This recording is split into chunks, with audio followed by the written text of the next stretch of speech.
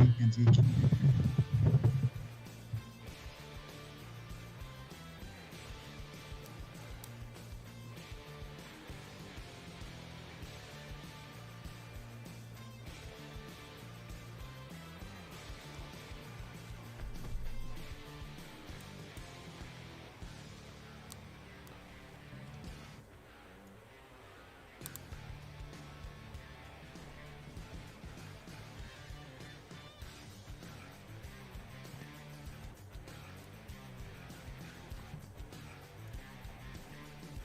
Testing 1, 2.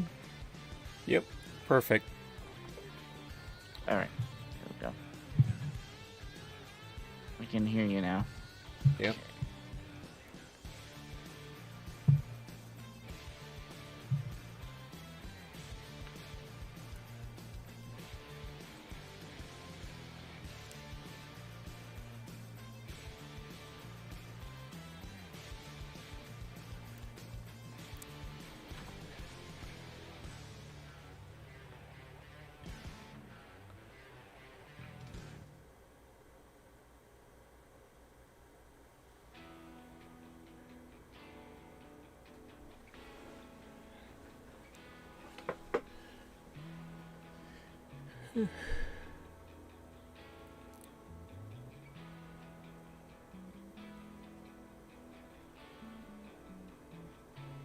Hello, Arte.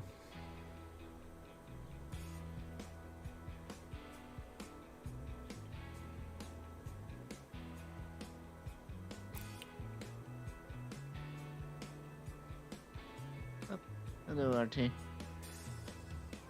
Group's almost all here.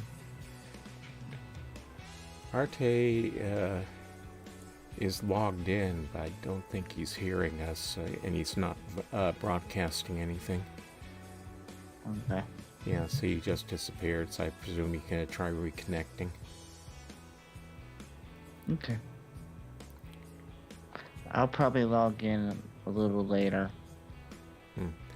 Yeah, his avatar is already in the neighborhood. Okay. It was here when I came in, I presume, but it's been AFK. Okay. I'm gonna go AFK until I need to come in. Yep.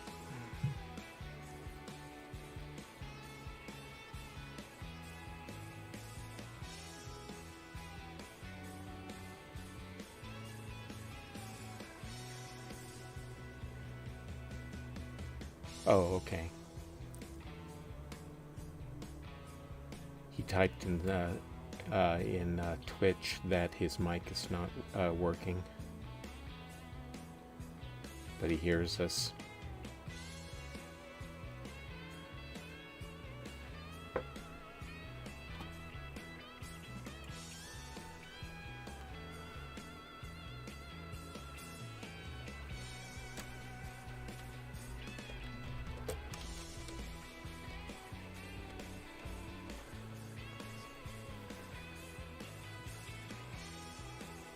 Okay. Hello, Arte. Yeah, I saw your message in Twitch chat.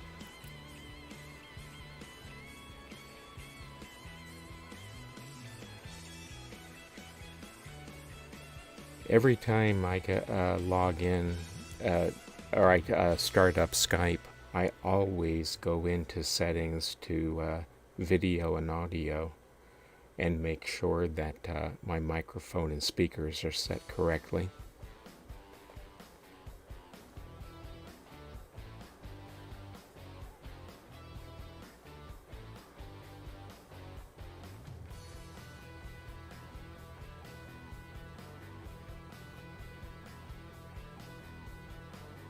Oh, so you've tested it in Twitch settings. In Skype settings, and it responds to the test, but not to anything else, huh? That's strange. If it's working in settings, it should be broadcasting normally. It isn't muted somehow, is it?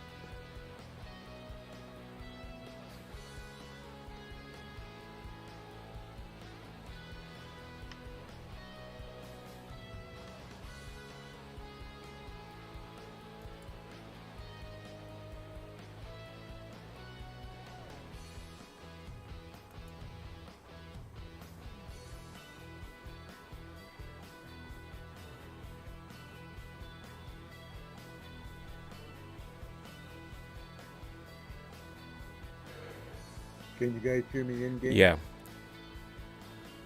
I'm hearing you now, but the cat. I presume you did that through voice chat. Correct. Okay. I'm so the microphone's working fine. It's frickin' Skype that's Yep. um, giving me issues like it does every month. Well, as the saying goes, it wouldn't be a cavern tour if something wasn't acting up.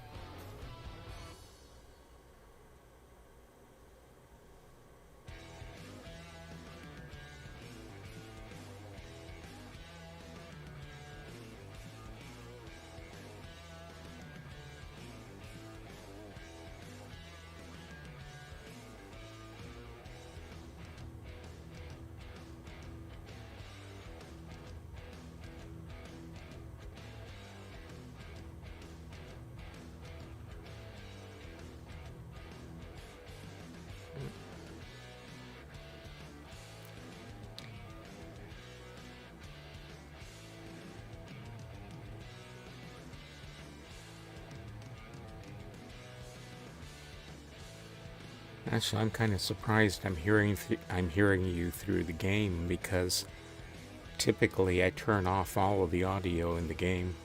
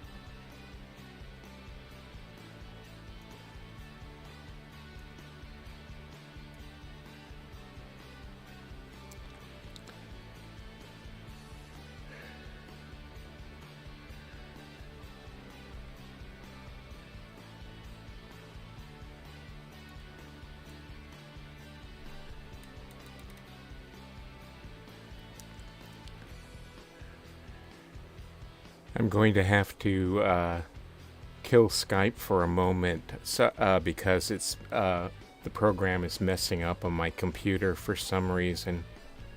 So I'm going to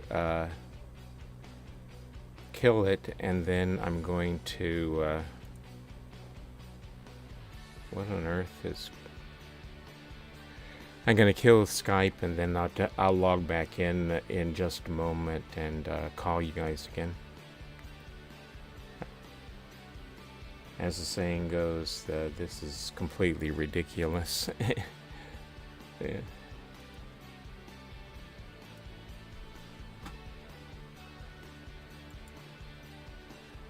Okay.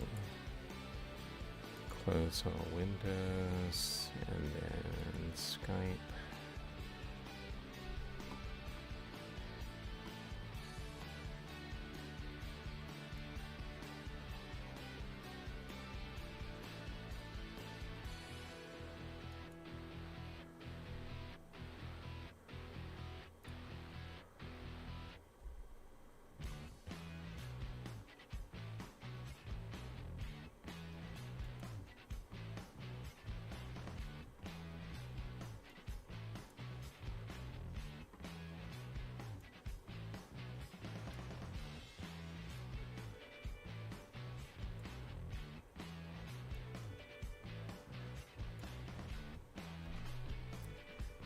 Okay. I'm going to end this call and then restart it to try and get things back to normal on my end.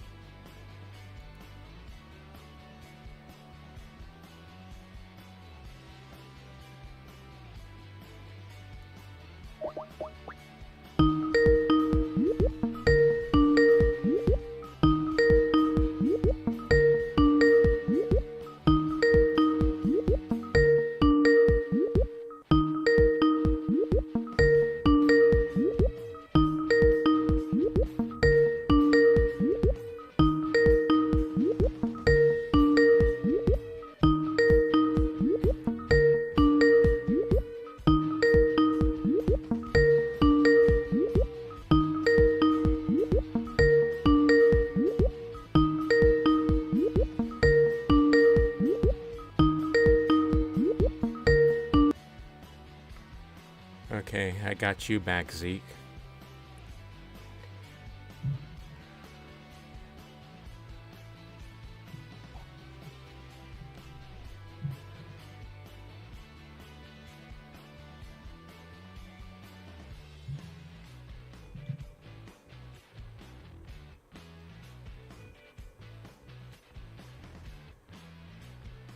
But I lost Mirfax somewhat, and he hasn't come back yet.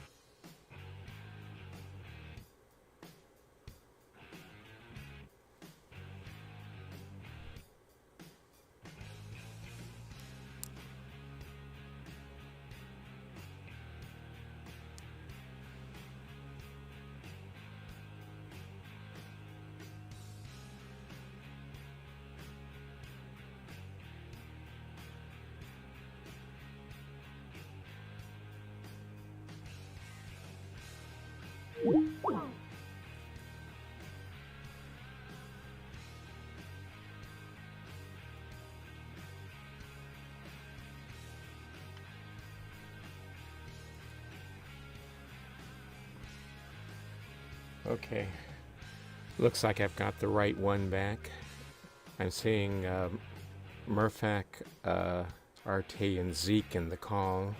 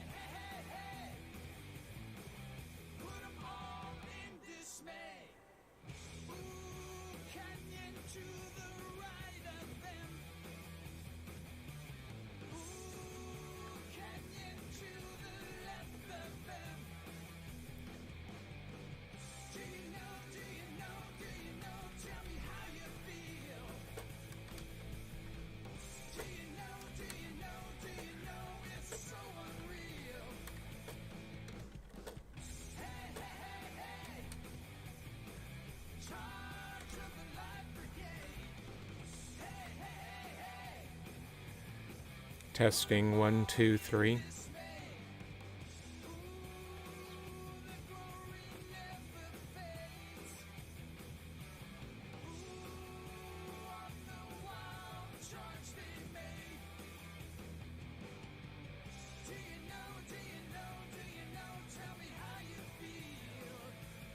Testing, testing. Oh, excellent. We have you.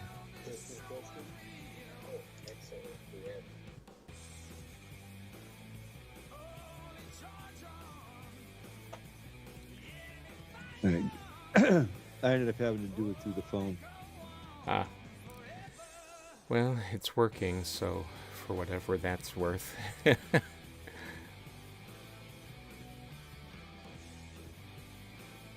There's only one person in the hood, so I have no idea whether or not we have audio over the stream currently. Yes, we do have it over the stream. Okay. I just muted it now. Ah. But that's how I was able to hear the conversation while I was out of Skype. So Yep. yeah, the stream is working fine. Okay. That's one more thing down and out of the way, so.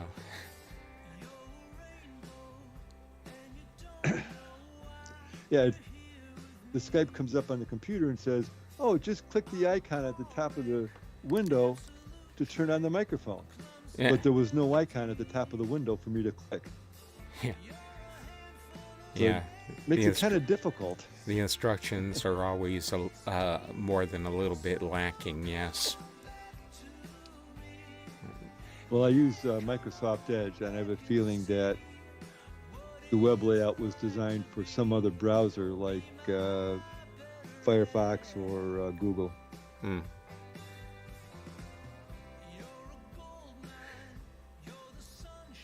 Oh, Cody Hurd is watching the rebroadcast on YouTube.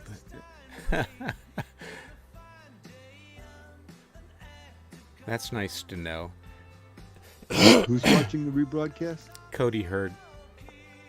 Oh, What happens is I see. What happens is that my broadcast software sends to Twitch and YouTube simultaneously. The reason why I have technically the main reason I have YouTube connected is so that I can get an automatic recording, but it's nice to know that someone is actually using it as the video as well.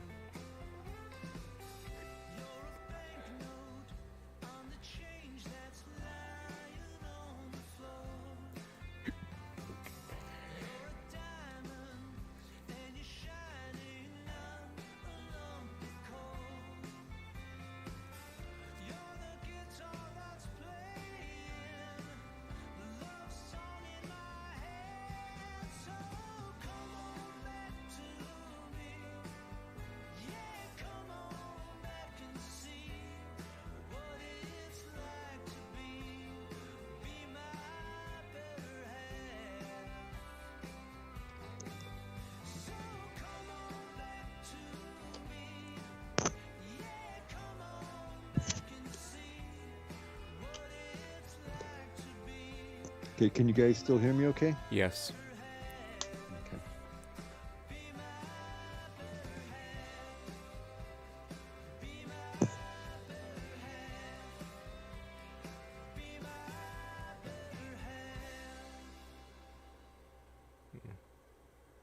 Zeke logged out a few minutes ago and still hasn't come back.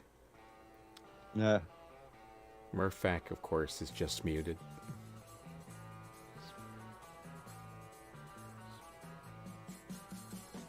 That's interesting. I don't have a picture for you on the Skype window. I have a window for you, but no icon picture. Oh, that's strange. Mine, it's up there for me. When I was using Skype on the computer, your picture was there, but on the phone, it's not. That may just be because something that's Skype does because of the lack of real estate. No, because like I'm at the top, and then Mm. you and Murphac are divided on the bottom, and I see Oh, Murphac's picture, but I don't see yours. Yours is just a blank white rectangle. yeah. Well, it's not like that's important. So, No, it's not. And the borders around your window light up when you're speaking, so yep. So everything else is working just fine. My avatar yes. picture is not necessary. No, it is not. Voice is, picture not. Yeah.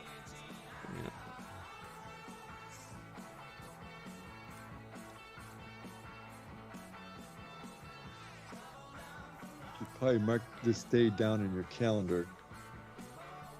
That was actually early on all fronts, with the exception of the microphone issue. Yep. Yep.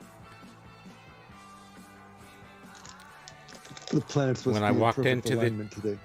When I walked into the neighborhood, there you were, present in body, if not in spirit. Exactly.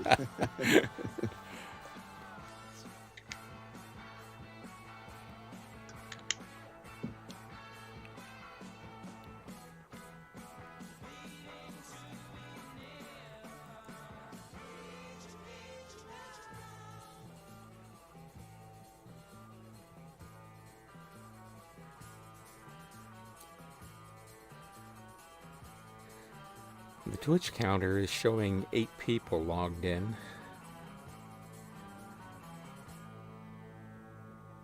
Well, that's cool.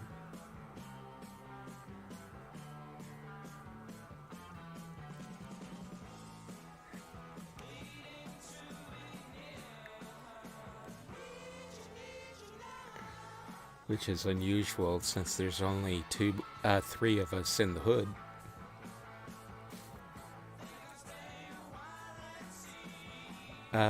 The Nia demo? No, because but I watched somebody doing a playthrough on it just this morning.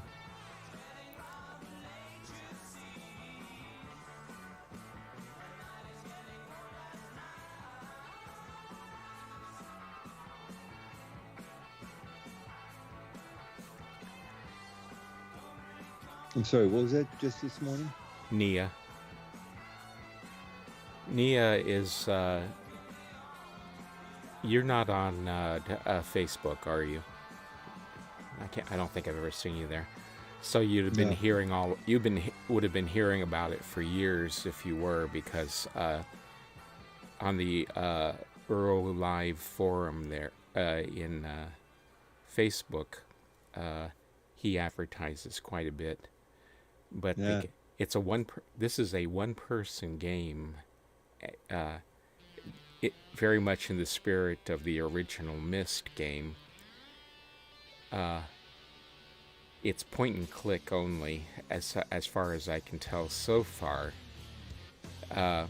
So you have to point and click to change facing, move forward, and all that stuff, just like the original Myst game.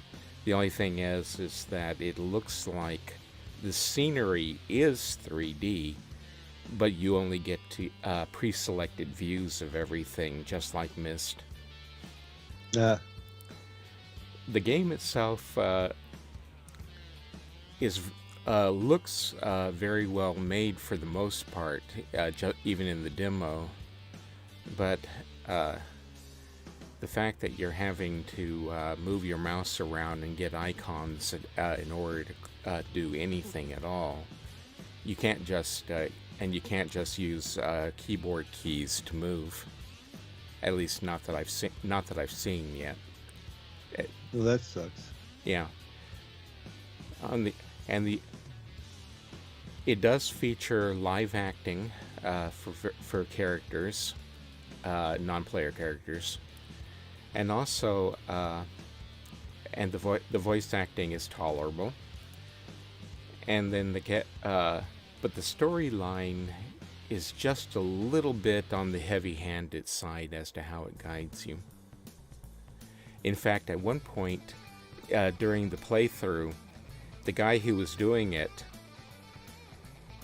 decided to not follow the directions he was given by one of the non-player characters, and went off in a direction that he hadn't been told to. And the voice acting actually came in at one point and basically asked him, "Are you stupid?"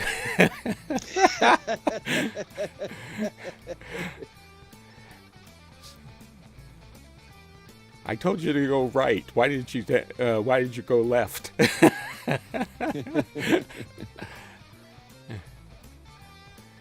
Did the NPC do a face palm?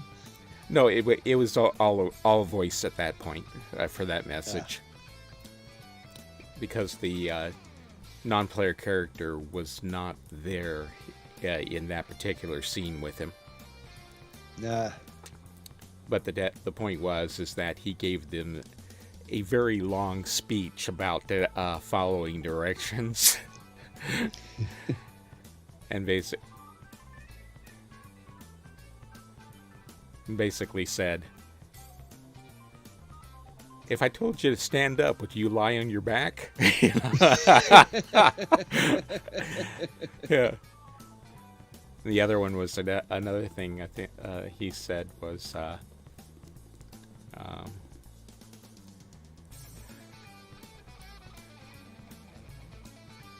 well, it's again, I'd have to look it up, but the point is that yes, it was a very long, involved speech asking, and basically saying, "I've got this well laid out plan to save the world, and I'm beginning to wonder if you're too dumb to carry it out."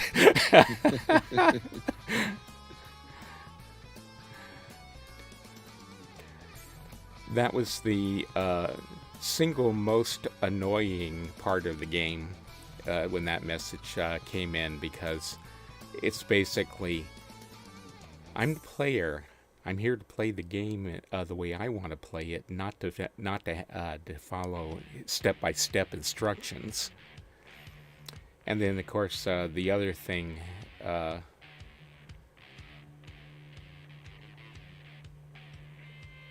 is that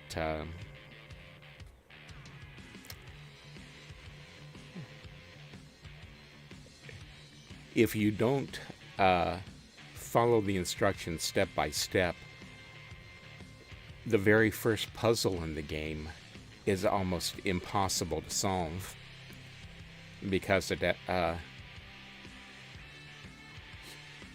He actually during that rant about following instructions, he told the player, go back to where you were you were first brought in this place,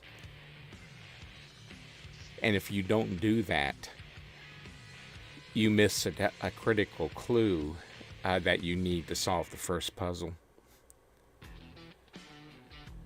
So it's basic. Yeah. So it's basically, instead of being gently guided into figuring things out, they basically he basically decided to just hand it to the player on a silver platter there.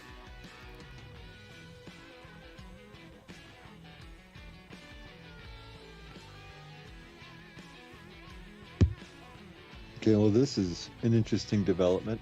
What's that? This is an interesting development. Through Skype, your voice is like, the volume for your voice that I'm hearing is rather dynamic. It keeps getting loud and soft, and there's a lot of scratch in it. Yeah. I turned off my mic and then turned on the volume for the Twitch feed. Yeah. And your Twitch feed's coming through fine with no issues. Is my voice coming through fine? Yeah. Is there any no problems whatsoever. I just moved the mic to more or less face more directly at me, so hopefully that'll make some difference for you for Skype. Yeah, that makes it a little bit better. Yeah. Okay.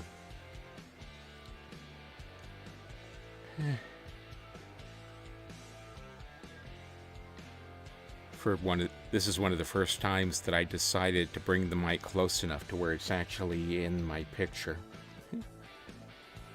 Ah, okay. Yeah, there you are. Yep.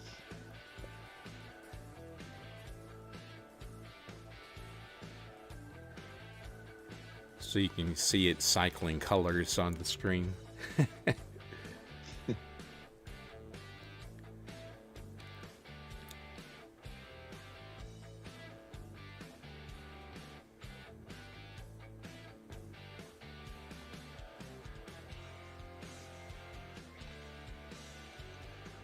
Oh, we're up to 13 on the Twitch window. I mean, not Twitch, yeah, the Twitch window. 14.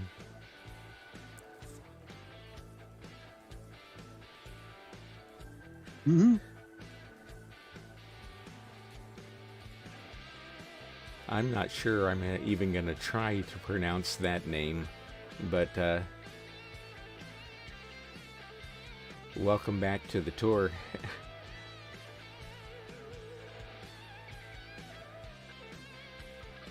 Oh, Susan just is logged into the stream now.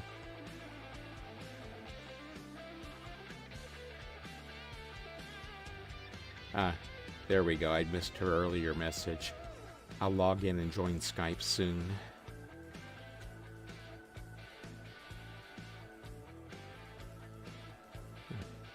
But yeah, she gave us a thumbs up for on both of us as to how we sound on Twitch. Oh, Shiloh, okay.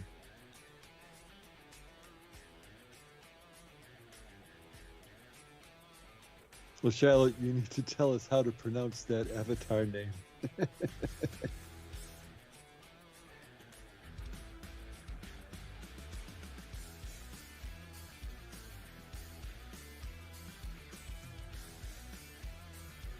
Yeah, Susan's logged into the game now, but she's not yet in the hood.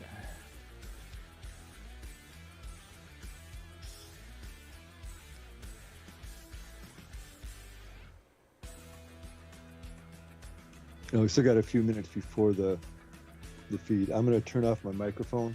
Okay. I'll still be hearing you, but I'm doing other things. I have a few last minute updates for my story for tonight. So I'm not going to be participating until we actually start the tour. Okay.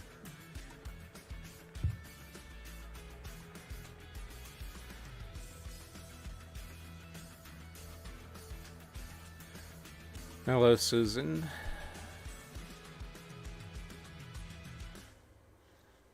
I should say Susan's avatar.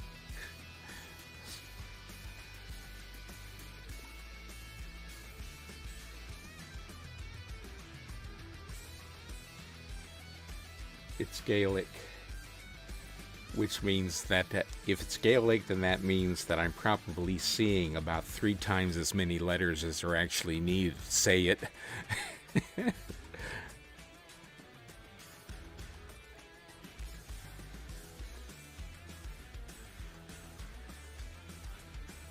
Etane Connor. Oh, absolutely.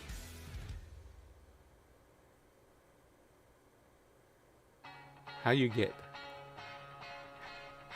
Connor out of CHOB?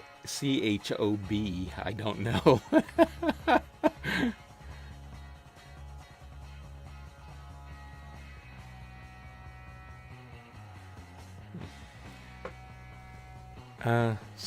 Susan, by rights, if you go into Skype, and look at the calls tab, you should have an option to join.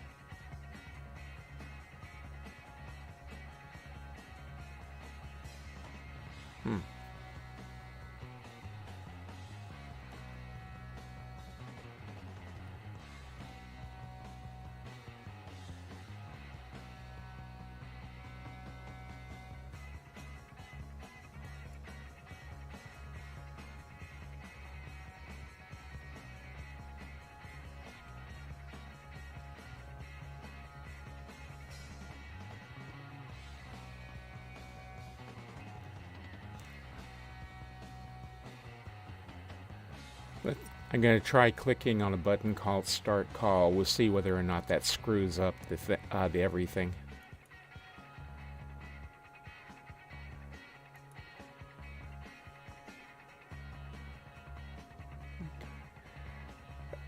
Susan, yeah, I don't see, it's not showing on my screen. Let's see, participants, TwinCam, chat, more. Oh, there we go. Invite.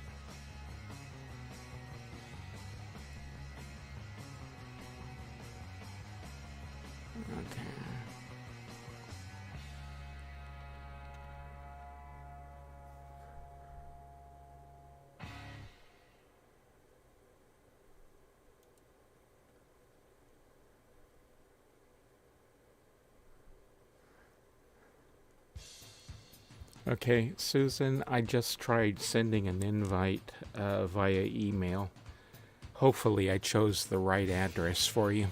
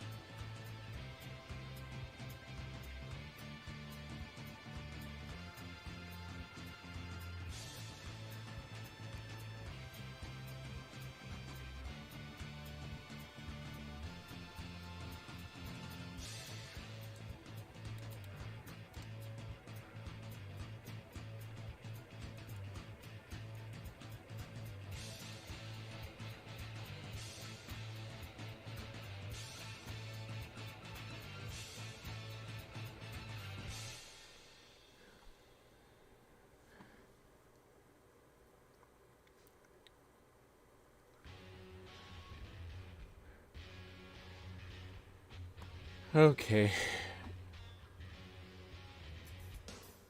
This,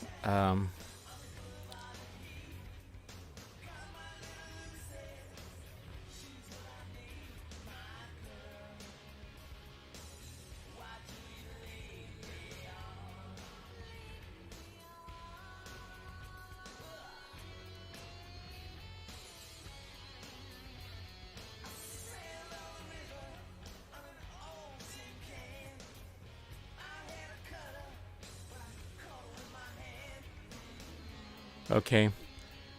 It looks like I'm going to have to log out of Skype again because it's messed up. So I'm going to log out and try to restart the call. But it's not letting me click on anything at the moment.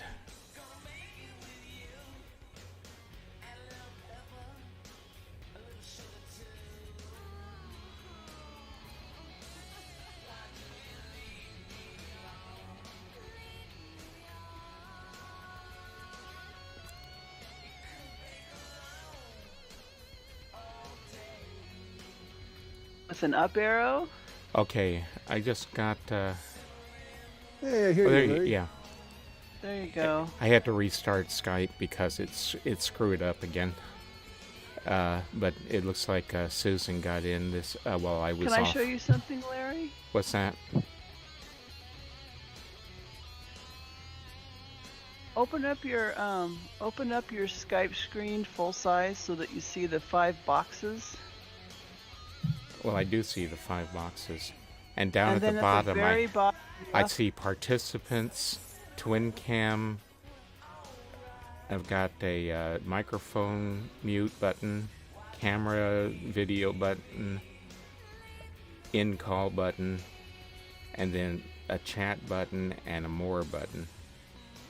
no, open up the window where the 4 of us are talking. The 5 of us are talking. That's what I'm talking Where about. where you have like the icon with my dog in it and all that. Yeah, that's what I'm talking And about. at the very bottom left, there's an invite with an up arrow. No, there isn't. I don't see that at all. Hang on just a second. Larry, it's actually the very top to the left, the little bars. You click that, it hides your chat, and then the invite button's there. Well, I have it on both. So. Okay. I just moved it over to another monitor and maximized it. And next I do have some more icons. One is share screen, raise hand, react. Other side. And then I've got record participants in TwinCam. There is no such thing as a invite button on this screen. I have one on my end. It's right next to the record button.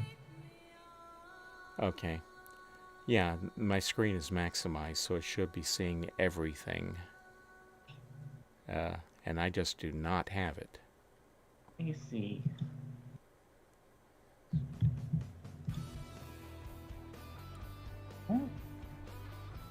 It looks like a share button.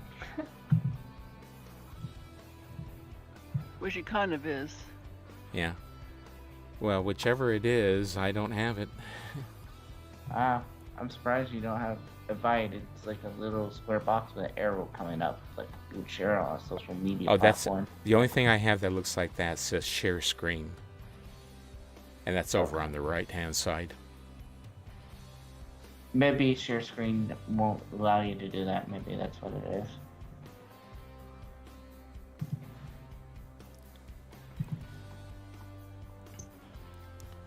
But anyway, everything's working for the moment, so I'm not going to mess with it anymore.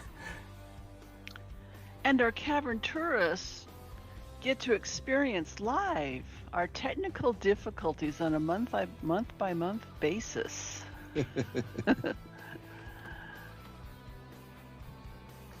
I remember the in-game cavern technical difficulties. Ooh boy.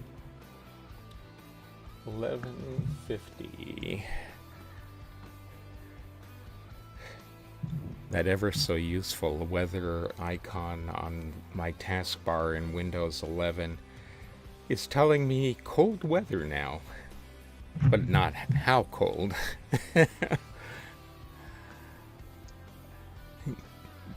So if I open up weather, actually it's 30 degrees with a projected high of 37. Considering that yesterday it only got up to 23, I don't know why it's telling me cold weather now. See.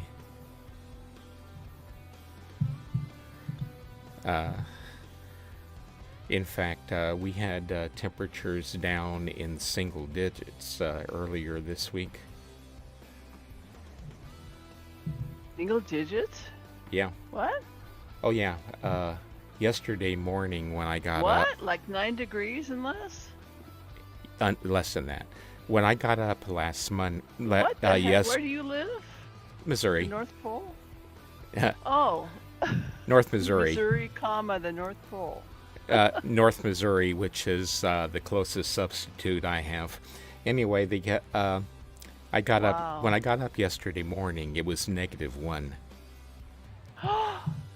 Cave Woman is singing this in the caverns that they had below 0 F. And where are you, cavers?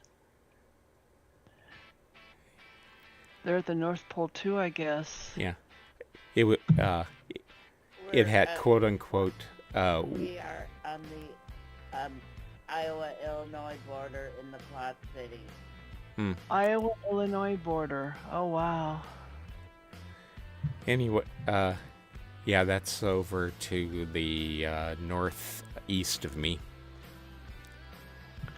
But anyway, yeah, it had warmed up all the way to 1 degree when by the time I left to go to my office. Wow. Heat wave. You must have stripped down to your bathing suit. Actually, no. I had been having problems with my toes practically freezing all week. So I wound up going to a local farm goods store to get some toe warmers, chemical ones, just as an experiment to see if they helped any. Well, it's a balmy 63 degrees here in Southern California. Yep. I live there, so I know what is considered. Right. Yeah. Yeah. So I know what's considered cold there, and around here, 30 degrees is frigid in Southern California, and around here it's considered a heat wave. And the coldest it's been at night is in the high 40s. Speaking of which, I need coffee. You've got 6 minutes. Did you show us your coffee mug, Larry? Don't have any coffee in it currently, but there it is. What I've gotten here at the moment is just water because I'm not particularly sleepy. With you and your coffee mug, you could actually do, and this coffee sponsored by Larry.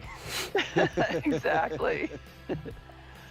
Sponsored by Cavern Tours 2025, trademark. Try the new dog mug coffee. We got it in espresso or latte form for $9.99. $9.99. I just remember all those commercials. Send your cash check or money order to Larry in frigid Minnesota. We take cash credit. Not Minnesota, but that is frigid right now. It's sorry, Missouri. The other Missouri. Miss. Yeah.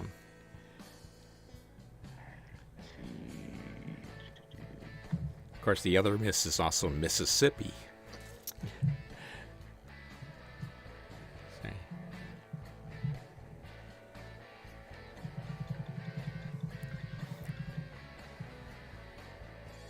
Why are there 3 Miss states and no Mr. states?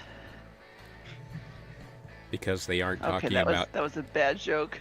They aren't talking about gender. They're talking about the fact that they were probably trying to go somewhere else. And they missed the mark? Actually, they're Native American names. Minnesota, Missouri, Mississippi.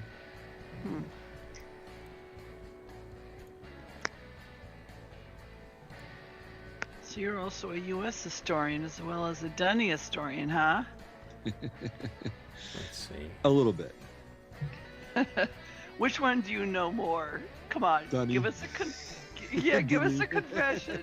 Nice confession, Arte. We appreciate your honesty. Yeah, I can pretty much give you highlights for most of the kings, if not all of them. But can you recite all the presidents?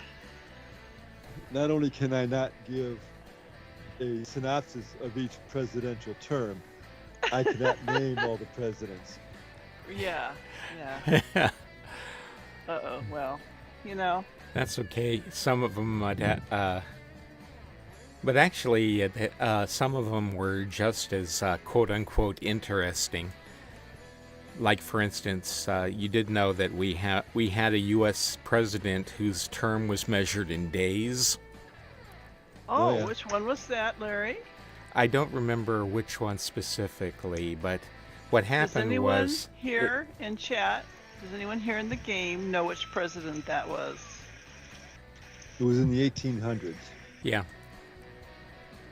Shiloh probably does. She knows everything. It happened just a couple years before I was born. Harrison, I think. Anyway, Harrison? yeah. Cave Woman says Harrison. What happened is that the guy, I believe, held his inauguration in cold, rainy weather or something like that, caught pneumonia, and died of it a couple of days into his term. Oh, was that Harrison? Okay, somebody Google it, please. I hear typing. I think Zeke is Zeke here? I'm Zeke is here. here. Yeah, some.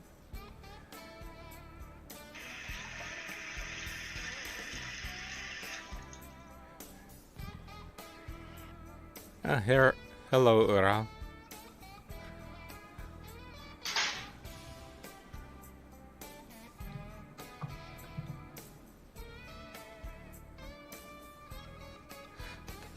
Gang, today we're actually going somewhere, so I'm not going to tell you where, but we're going to actually be traveling, which is why Murphak is back. Welcome back, Murphak. Thanks for rejoining us after, what, a 2-month absence? We had 2 streaming tours in a row, so Murphak got a little break. We're going to put him to a lot of work today, I think. Yeah, I hope your avatar's got enough rest because we're gonna be working those legs. Poor Marobot. Working those pixels. Working those. Exactly. There's another video game that I play where you can use real money, of course, to buy stuff, unlike here. And one of my friends says, "I ain't paying for pixels." It's like, well, you know what, that's a good point. I'm not gonna, pay real money for a house or a pet or whatever for pixels. Whereas in a lot of games, they actually do, and they spend a lot of money. Have you ever heard of gamers referred to as whales? Yeah, but I yeah. don't know what it means. That's it. A whale is a gamer who spends extraordinarily large amounts of money. We're talking about in the thousands to buy pixels. Yeah. I watched a Twitch video of some gamers that were playing. I don't remember. It was a third-person shooter, and they were criticizing Elon Musk's video of him playing, and he's like level 97, and the way he was playing, he was missing all kinds of things, and it's like he was playing like a noob, and the only reason they could come up with was that he bought his way to level 97. He didn't play his way there. Okay, that's the music. So we are ready to start at any time now. All right. Well, Most importantly, I'm back with my coffee, guys. Yeah. Okay, That's the sorry. end of our news. On to the main event. I want to welcome. Let me do this. Oops. Do that. Trying to do 2 things at once here. I want to welcome everyone to the Cavern Tours, where we will be discovering the history of ages. We have a few house rules to keep in mind. You will need to friend Mirobot, because we will use him to go to these ages. If you get lost in the group, or if the game crashes, you can link to Mirobot, and then once you're in the age we're in, then PM find Larry, and you should be able to join the group. Oh. Darlene's on Twitch. Welcome, Darlene. Hi, Darlene. Shiramawa? All right. Please stay in the group do not touch anything. This will cause all guests to either crash or cause other problems. Keep off like ladders and stuff like that. Because we'll use Mirrorbot to warp to certain areas. Keep your questions related to the age we're in, because some questions will be either answered in a future tour or previous tours. There will be an opportunity to ask questions in the tour.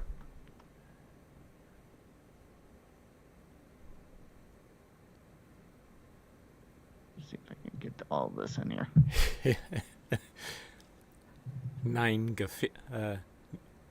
That's actually gay finger poking. There's no R in the first syllable. All right. Now, damn it! If you're gonna use There's no German word period for finger poking, so it's. I just said if you're going. Larry's correcting Arte's made-up German word. Yeah, if you're gonna use Deutschlich, damn it, get it right.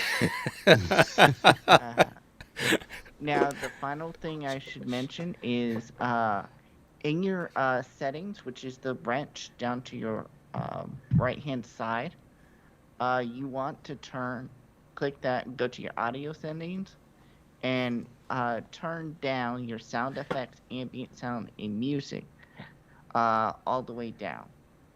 And then the next is to have the game in windowed mode, because we'll be switching this between game and Twitch. There should be a link in there for the Twitch, and also have fun on the tour to explore these ages. Is there anything I'm missing? We need to make sure everyone's in Twitch, because we have a lot of new tourists here in the hood, and I need to type. Did you type something when I was getting coffee? Okay. Yeah, you can see it. I did a text tap. So thank you. I did all the text. It might be a little jumbled if you want to do individual. Dreamer 3, turning off the sound on your key icon might affect voice chat, but I don't think it's going to turn off the sound effects. Yeah, no, there's a button. Oh, there's a button to turn off the sound in the key. You can turn off the sound on the key. Okay. Yeah. The middle button on the right side turns off all sound in the cavern. Oh, okay. I didn't know it did between the two large purple buttons. Yeah, the one at 3:00. I forgot about that feature. Yeah. Anyway. Okay, Dreamer's going to be our next host. Yeah. Anyway, so Dreamer. Now, other than that, oh yes. We do not normally give away tour destinations, of course, before the tour day, but on tour day it's an open secret, because if you sign into Twitch, you know precisely where we're going. And at this point, I guess we're ready to go. All right. Everyone, link to Mirrorbot. Click on Mirrorbot's name in your buddies list and just type the word link and send that to him. And we're on our way. You have, Brookuth, you need to PM Mirrorbot and type the word link. Looks like he or she got it. Nope, she's still here. You might have to type it in the game, because some people, I don't know. Yeah, we have about half dozen first tourists, so welcome to our tours. Okay. All right. Yeah, Dream 3 is the only one left. And Mirrorbot's key number is 32319 to add him as a buddy. Yeah, the only ones who are still in the hood are Arte, Zeke, Dreamer, and me. Okay. Dreamer typed link in hood chat. Okay, my dog is chewing on a box because I forgot to feed him. All right, we can go. He knows one of those boxes has food in it. It's actually, it has a printer drum in it. So anyway. Sorry, guys. I'm rambling on too much. Look like squid ink. Exactly. Right. Okay. Normally, I would keep the tour window up, but at this point, I'm going to go ahead and the game window, I mean. But this time, I'm going to go ahead and remove it because I want to. Whoops.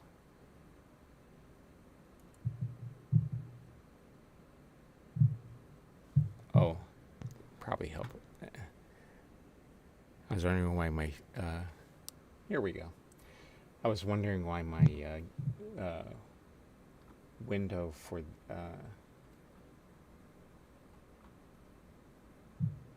my web browser wasn't up. It was because I had the web browser minimized. Duh.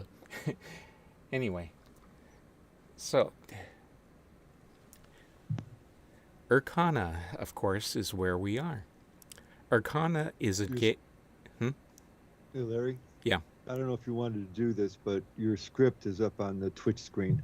Yeah, I'm doing that deliberately so that I don't have to Okay. hunt for the pictures individually, one by one. Gotcha. So I'm just going to let people read along with me. In case my tongue goes absolutely nuts and I say something wrong, they'll know to correct me. Arcana is an age that was originally owned and operated by the Guild of Caterers and was used for the growing of edible grain. It was one of 3 such ages known to have names beginning with the prefix. The other 2 were Urdana and Urjara, and it's mentioned in Tiana's journals that the latter 2 ages were used in feeding the crews that were excavating the Great Shaft. We don't know what the names of the ages mean, but is a common prefix for Denis food production ages, and the second word is known to refer to the product or the main ingredient of a product that was produced in that age. Arcana was later acquired. I should correct that sentence. Part of Arcana was later acquired by Guildmaster Kadish to produce concentrated grain pellets for an attempt to revive the luminescent algae in the cavern lake. According to record, the algae was no longer producing as much light as they had for so many centuries, and the periods of light and dark had been falling off the 30-hour cycle Renref set them on. The food pellets were designed to give the algae nutrients to feed it and promote light production. The pellets were experiments that Kadish was working on. By the fall of Denis, he'd only constructed 1 testing location. That location is now called the Arcana Silo. It was located in the Ashaman district of the Denis Caverns. There, a pellet would be tested using a machine and then dropped into the lake below the machine to observe its effect.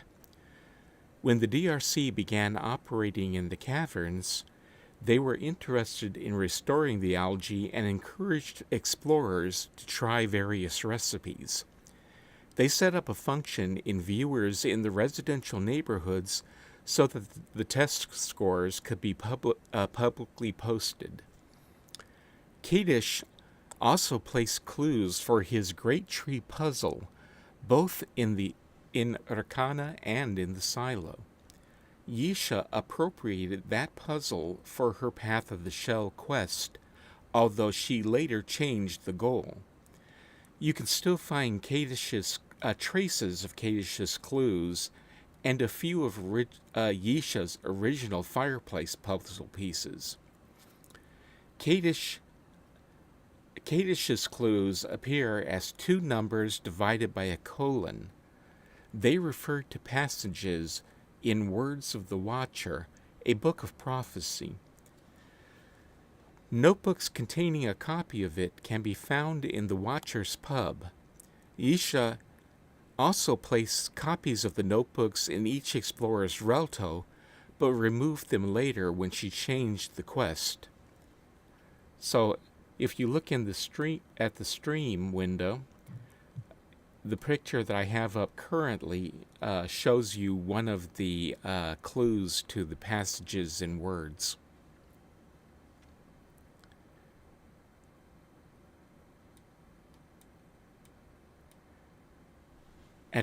While at first Yisha's quest used the same clues, she also had her baro set journey cloths in Urkana and Anone.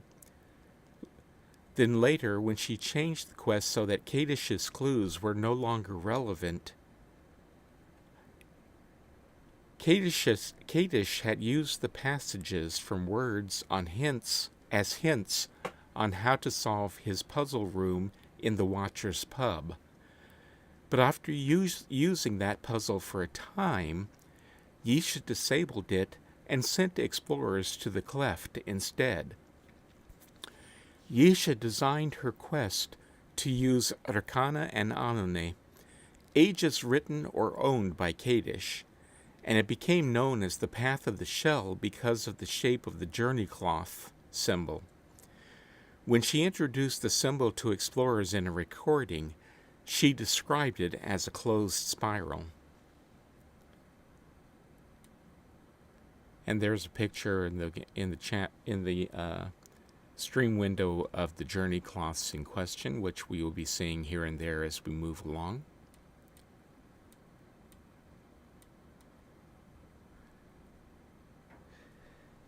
Where we are currently in the let me turn the game back on for a moment. Where we are currently is at the Lincoln Point is a side canyon. Let me get my game back up. There we go. If we go down to the end of this canyon, and you can tell that it's a canyon because if you look straight up, you can actually see that it's open at the top.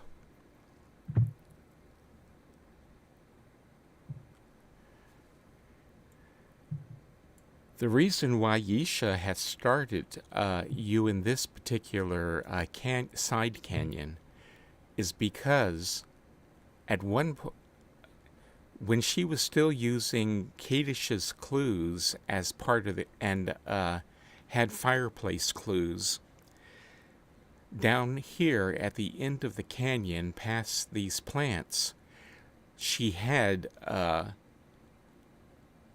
the canyon wall was marked with some of those clues. And also, if you still, to this day, if you come down here, you will see that there is a relto page here to add some of these plants to your relto.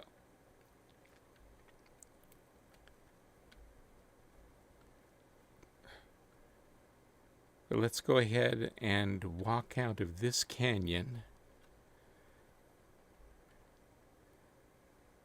This canyon is not completely open to the main canyon, because although it's open at the top, when you get down to the end of this, you will see that the canyon did not go necessarily all the way through. At one point, it was blocked off by the part of the canyon wall, and eventually that was worn away to form an opening into this side canyon. Worn away by what? Wind? Water. Water? Okay. Yeah. You can see, if you look at the side of the canyon, you can see stains on the wall which are formed by water action on the layers of the rock in the canyon.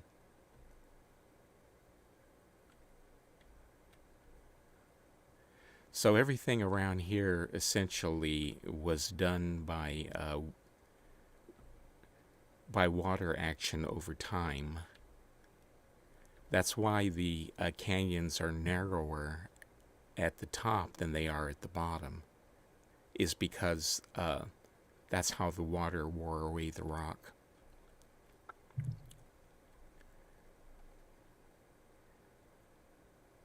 We'll go ahead and take a quick run down to the get a look at the this end of this branch of the canyon. And I'll switch back to showing my... I don't know if Charlotte was joking, but when you mentioned mushrooms, she questioned whether there was cross-pollination with Teledon. No, I never mentioned any mushrooms here, I don't believe. Oh, okay. Ro made a joke about magic mushrooms. Okay. Zeke feels small. Oh. Yeah, there aren't any mushrooms here. Anyway, the canyon that holds the factory is a dry riverbed.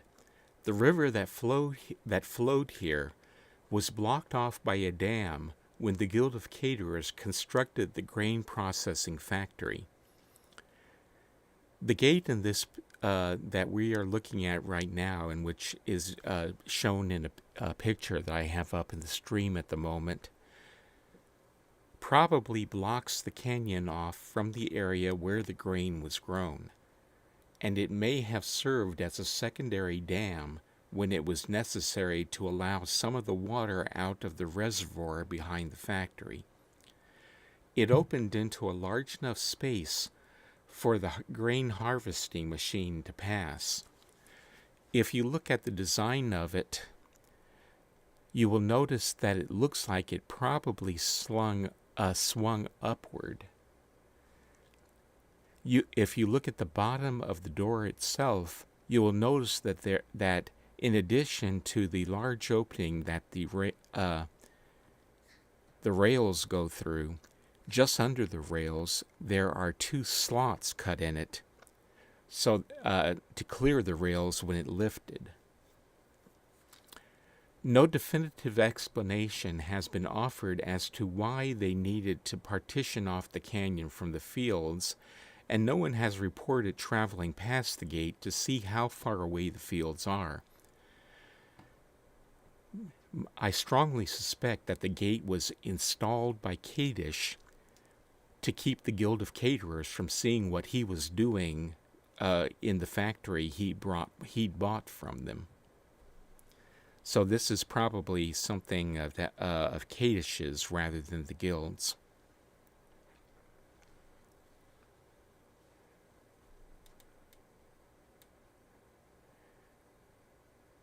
Something that you can see on the ground here are some of the plants that are scattered around the age. The shrubs that you see are a variety of Artemisia. Related shrubs can be found in the desert around the cleft. The wild grass that you see in here is related to the panic grass that is also found around the cleft. So it's possible that these may be accidental imports from Earth.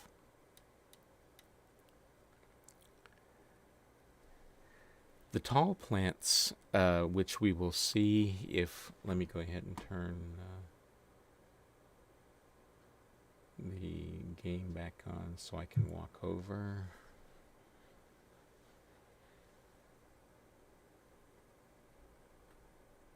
Okay. And get control back. So, if we turn around and walk up the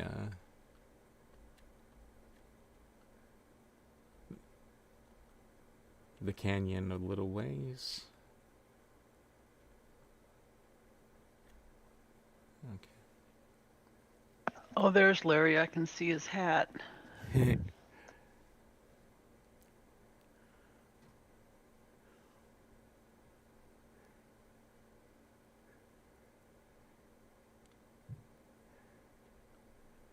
We will get here to this first clump of tall plants.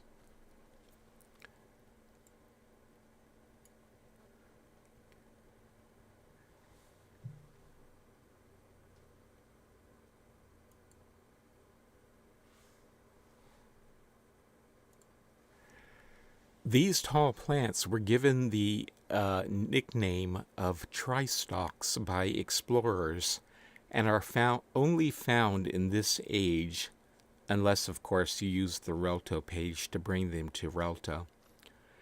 It is unknown what the Denis called them. They grow from a bulb and divide into 3 stalks. The individual stalks also divide into 3s farther up as the plant matures. Tristalks have been estimated to reach about 40 feet in height. There are 2 varieties to be found in Arcana. The one that, let's see, which one am I looking at the moment? Okay, this is the first one, so good. The one that we're looking at right now has petal-like leaves at each joint where it splits into 3s and smooth stalks. At the tip of each stalk, there is a bud-like growth, and we have absolutely no reason why that exists. So, let's go ahead. Oops, where did my game go? There it is. So let's turn the game back on. And then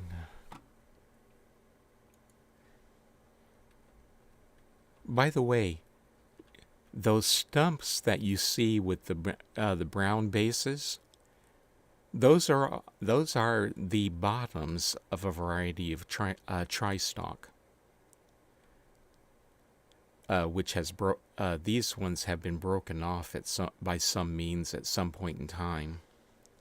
So I'm going to walk further up the canyon here, and then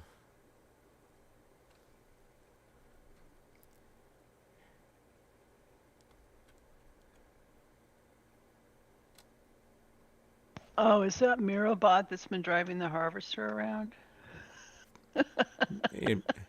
Maybe. Okay, I see. It's over here. So if we go over to the left side of the canyon, opposite the tristalks we were looking at a moment ago, you will see the second variety. Although this one is also broken, it's not. It's missing some of its branches up at the top. Let's see if I can find a better one to show you.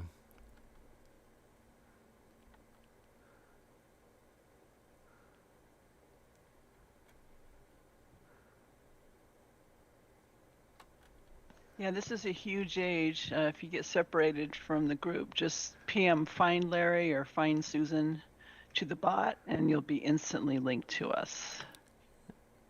I was going to talk about that in just a moment, but why am I having so much... Hope you're all wearing comfortable shoes.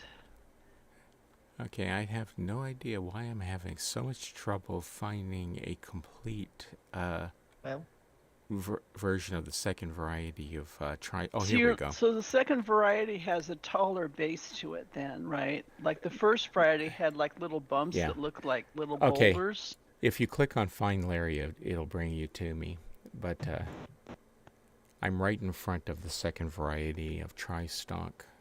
And this is one that's actually complete. It goes all the way up and is unbroken. So let's go ahead and switch back to this script.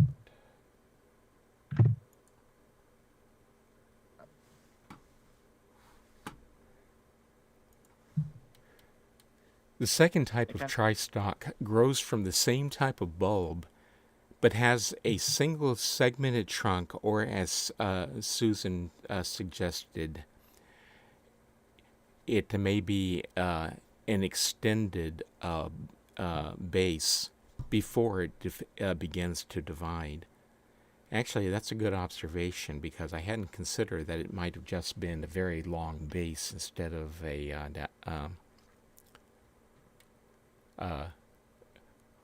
longer stalk, instead of a separate stalk. But it does, it could very well be just a very long base. In any case, the stalk themselves lack the leaf petal, or the leaves or petals or whatever they are, that are at the point where the stalks divide, and they're much thinner than the other variety.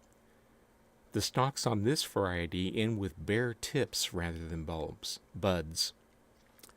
The broken off objects, of course, are the bases of this second type of tri-stalk.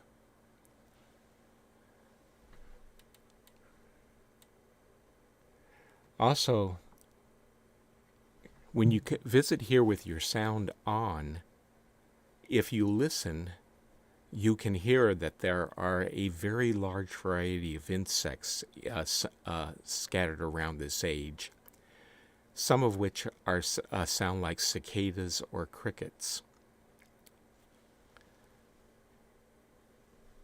Okay. Now, let's go back to the game for a moment.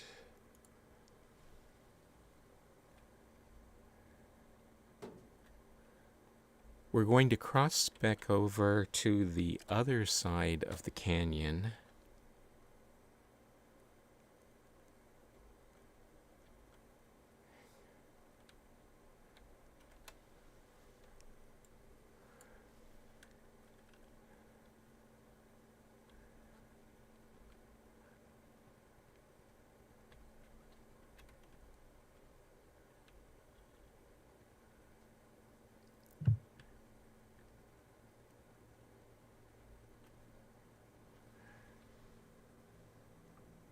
Okay, back to my script.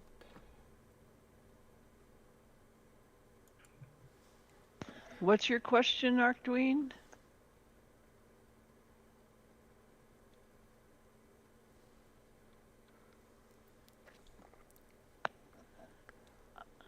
I don't think Arctween is part of our group. Let me send him a tell.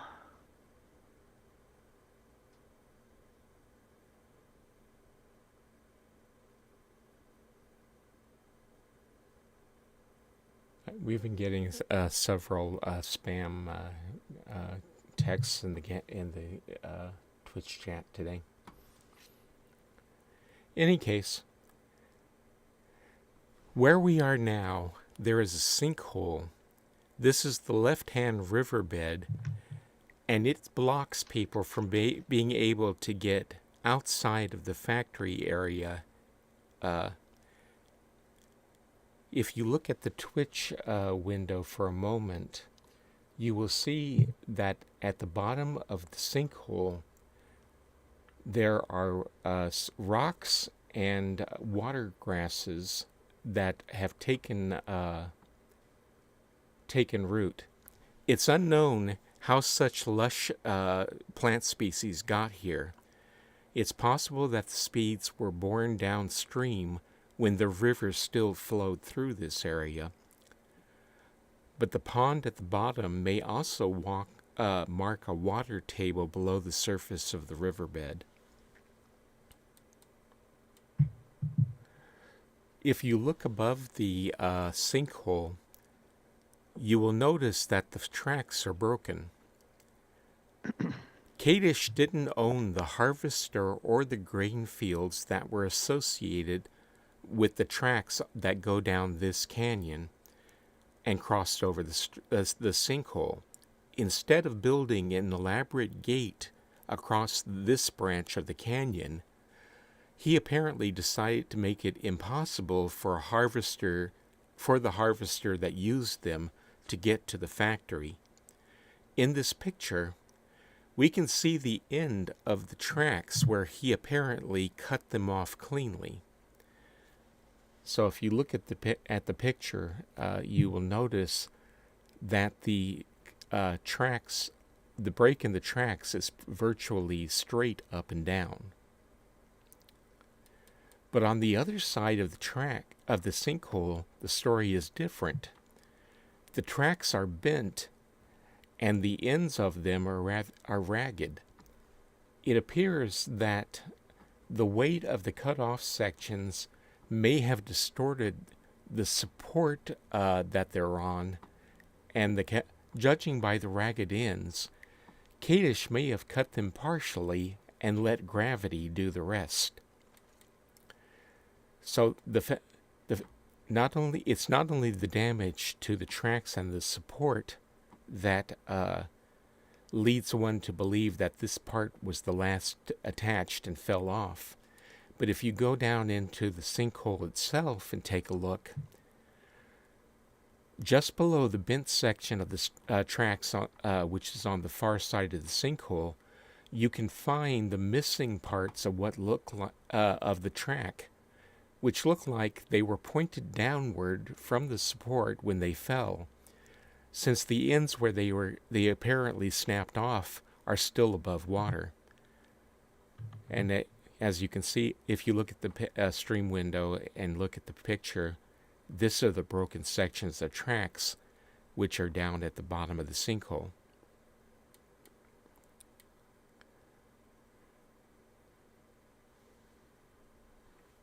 Okay. If you guys have any questions, go ahead and type them in Age Players chat. Actually, you should also be able to see them if you look down from the far side of the sinkhole, because I see that Murphak put a bridge for us to get across. So let me go ahead and go bring the game back up so that I can show you where I am. Whoops. Okay.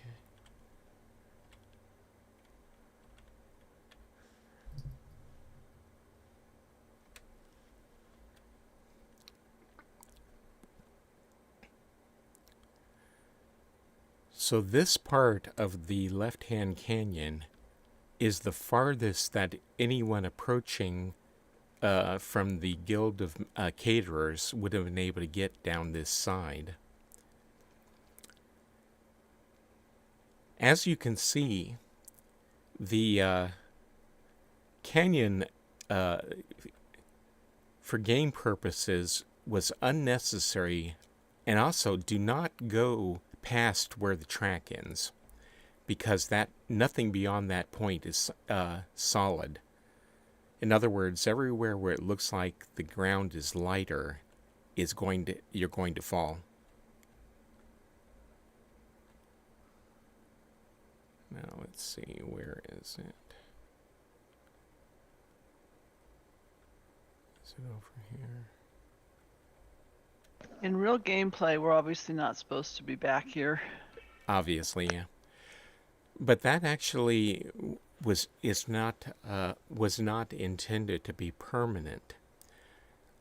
In a conversation I had with Rawa, he said that they had actually had some vague ideas about expanding this part of the map and actually having something down here for explorers to see.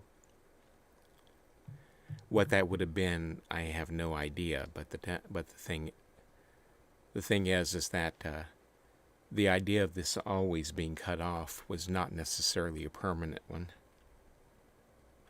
Let's see. I think this may be Let's see.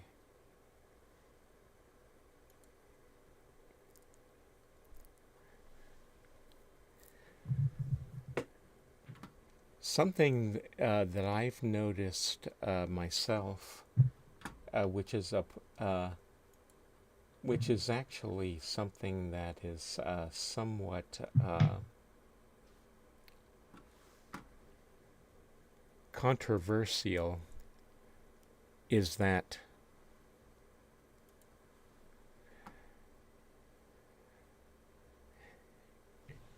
in the case of certain textures used by the artist to make walls and things like that, I believe that the artists who did them had a sense of whimsy, and sometimes would deliberately create patterns that would form noticeable shapes when they were aligned on the game models. To give you an example, down here near the end of the cavern, I'm not sure if I'm standing in front of the right spot because it can be a little hard to see, but I believe that these are always at places where a texture has been designed so that it's put on part of the game model, then flipped over so that it's reversed and put right next to the first example of it on so that it's the two textures are up against each other, and the whimsical little patterns I believe they created butt up against each other so that you get a mirror image on both sides that forms a pattern. Here in this canyon, if you look at the game stream, you will see that I have a picture up with a yellow circle just around what I believe is one of those game textures that was done deliberately in order to form a pattern. If you look at the yellow circle, if you look inside, you will see what looks like 2 ears, 2 eyes, whiskers, a nose, and a mouth. And down below, sometimes you can see what look like a couple of paws held up in front of it. That's been defined by several explorers as looking a bit like a lion cub.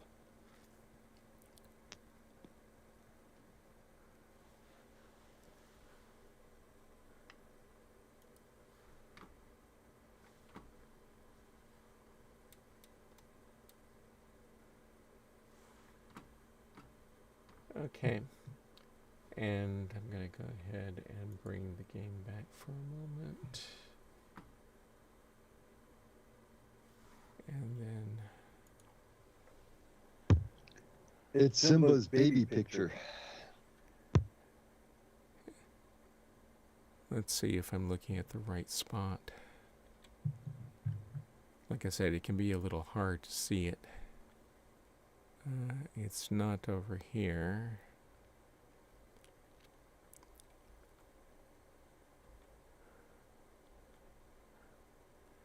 And it's not that far back. Yeah, it could be a Rorschach test, but something. It does look like a lion. What do you think it looks like, Dreamer?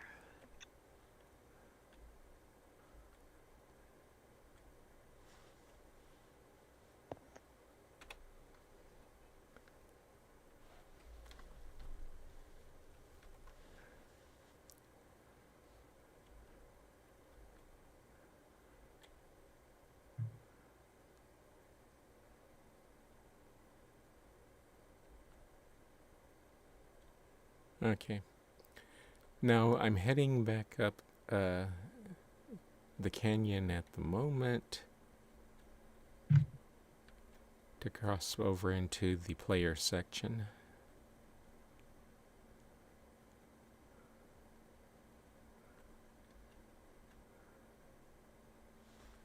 Okay.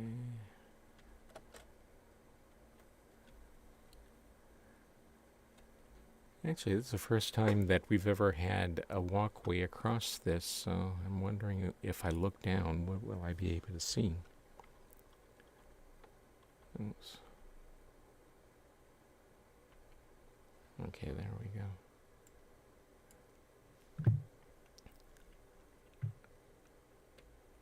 Ah, you can see the rails from up here.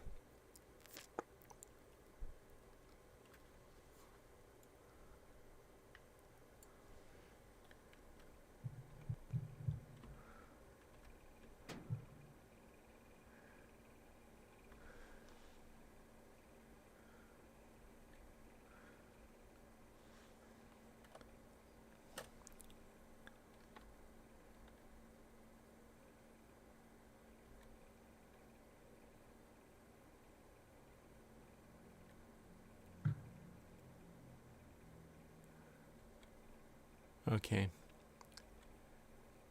Where I'm standing now, you will see a little cave in the wall of the canyon, which I believe is also open at the top. Let's go ahead a little bit closer so I can take a look upward. Yeah, it does indeed look like it's open at the top.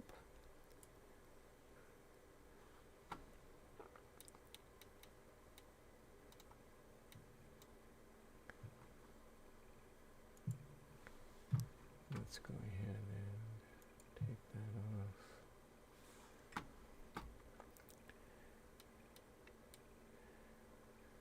As we walk along the wall of the canyon to the small cave, this cave is something that Yisha used for different purposes.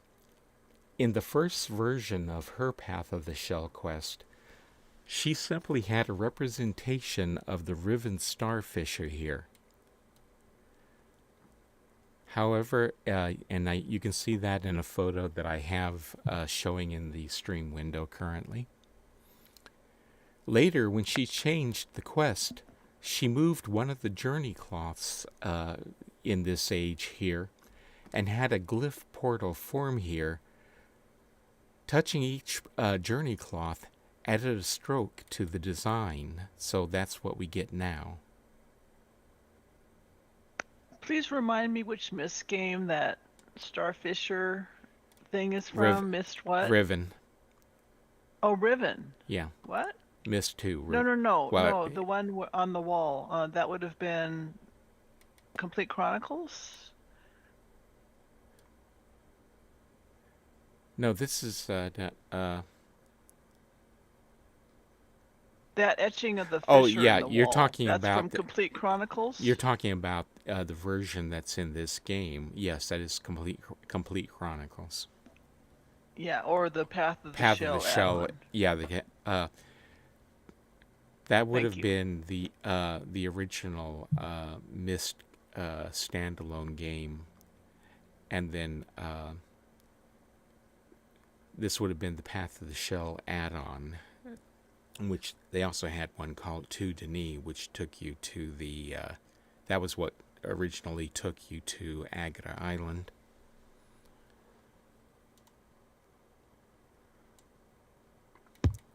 And to the Great Zero. Yes. So let's go ahead and turn the game. All available on GOG and Steam. Yeah. Okay, so let's go ahead and... Well, I thought you were going to say Glockenspiel. Yeah. Okay.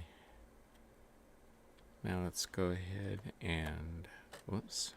I keep hitting my space bar instead of my shift key when I want to run.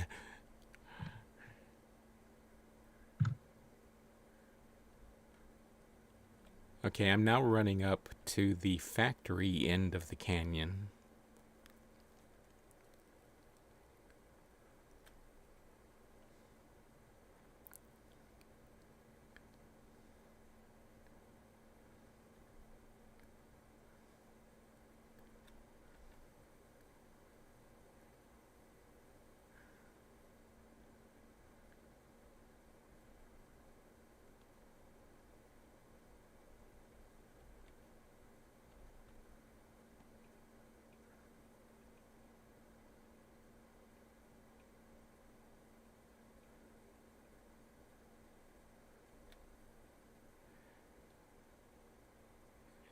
And from here, I'm going to run up the stairs on the outside of the factory to the landing they've got out here.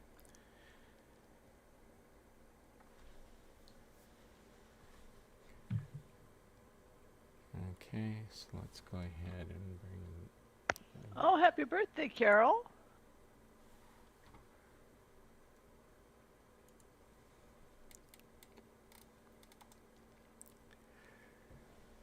Where we are now, which if you aren't here, remember that Find Larry will take you to where I'm standing. PM that to the bot. Where we are now shows that the double canyon was carved by the river dividing into two in this area just outside the factory. When the caterers built the factory, the first thing that they installed was a dam that blocked the river. By that time, Happy birthday to you. Happy birthday to you. Happy birthday, dear Carol. Happy birthday to you. if that's someone using voice chat, please don't. That interrupts everything. In any case, yeah. If you feel tempted at all to put your thumb on the on your tab button in voice chat, please don't. In any case, by the time that they had done that, the river had long since eroded the softer portions of the sandstone and left behind harder sections which formed a central ridge. The ridge caused the river to split into two branches. Although it's subtle, there is a slope here at this end of the canyon leading down to the far end, and the canyon is lower at the far ends than it is here at the factory, of course.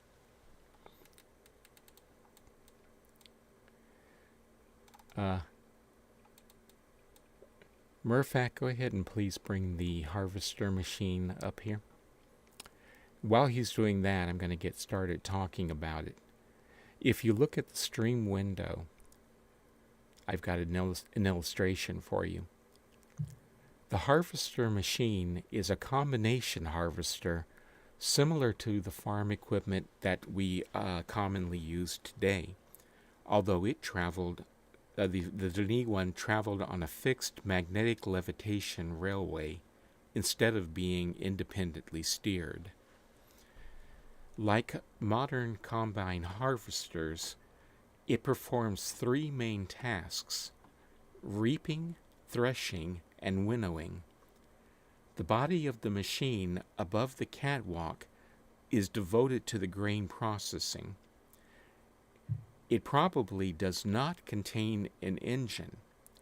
Instead, I strongly suspect that it may have been operated using electrical power that was broadcast from a facility located near the factory and which runs an electrical motor inside the harvester. And if you look at the illustration that's in the chat window, or the stream window, you will notice that we have two tanks on the top of the harvester, which probably held chemicals of various kinds, and which have spray nozzles coming out of the tops of them. Then we have a large, straight, upward-pointing antenna which might have been used to communicate with the factory, or might have been used to pick up broadcast power. Then we have, from the machine itself, which did all the work, we have a long boom which goes out over the grain hopper at the front of the machine and would have been used to transfer the grain into it. Then we look at we have the two wings downward which would have been used to cut the grain and then draw in the grain in stalks. And you'll see that there's four intake vents on each of the two wings. From here, it would have been drawn into the central body in order to thresh it to remove it from and winnow it, in order to remove it from the stalks, and then to get rid of the parts of the grain that were the outside casings and things, so that only the grain itself would pour into the hopper. In addition to just reaping the grain, it was also used to spray fertilizer and pest repellents, and there were two large, and that's what the two large tanks on the body of the machine were for. The picture I have up in the stream window shows a slightly closer view of them. And you can fairly easily see the spray nozzles that are directed over the side, two for each one of the tanks.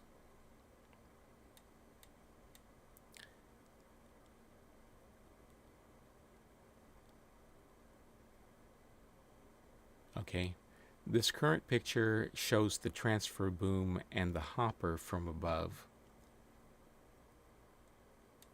And of course, the folded up cutting wings are on either side of it. The levers that lowers the wings into the harvesting position is jammed, or simply may not work until the machine passes the gate at the end of the canyon.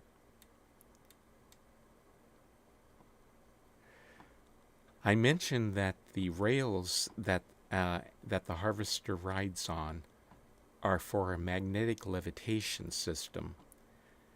There are no wheels on either the harvester or the grain hopper. The harvester brakes by folding the sides of the rail guides against the tracks. The friction generated by the rail guides causes the squealing sound that you hear when the machine is slowing down. In this picture, you can see the gap if you look at the stream. Let's see. You can see the rail here, and you will notice that the guides for the harvester itself do not contact the rails. There is a gap which shows the harvester floating above them. It's not so easy to see in this picture, but if you look down here, you will notice that there is a rod going from the main part of the guide of the magnetic levitation device down to the sides of the guides.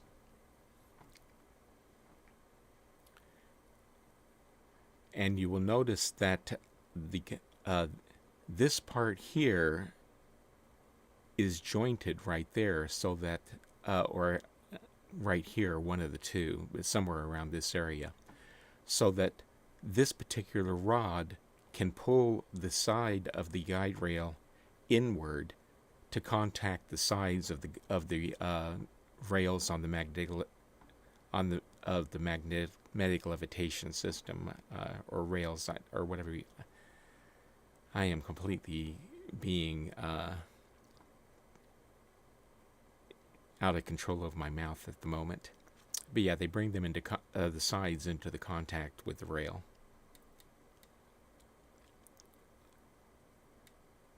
Okay. The factory itself behind us is bilaterally symmetrical. It has two different production lines that feed into one master oven complex. The structure is much more complex than can be readily explained. The two large towers that we see above the factory are probably grain silos.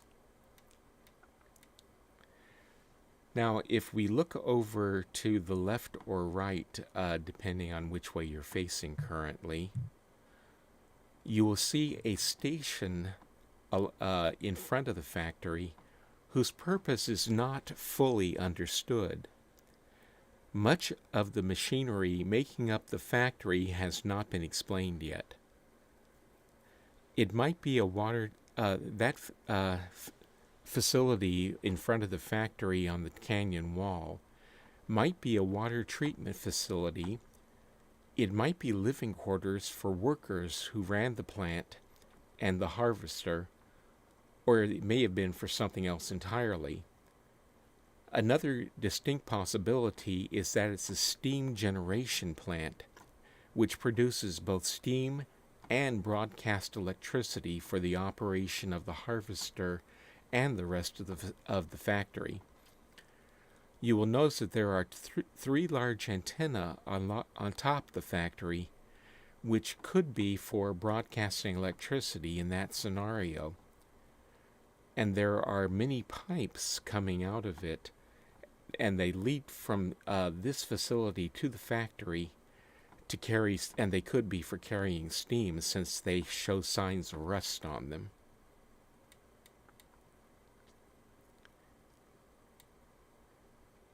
Here is a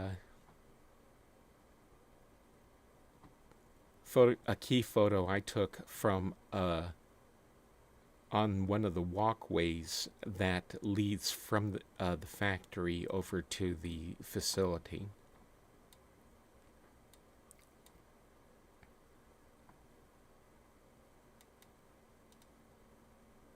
Okay.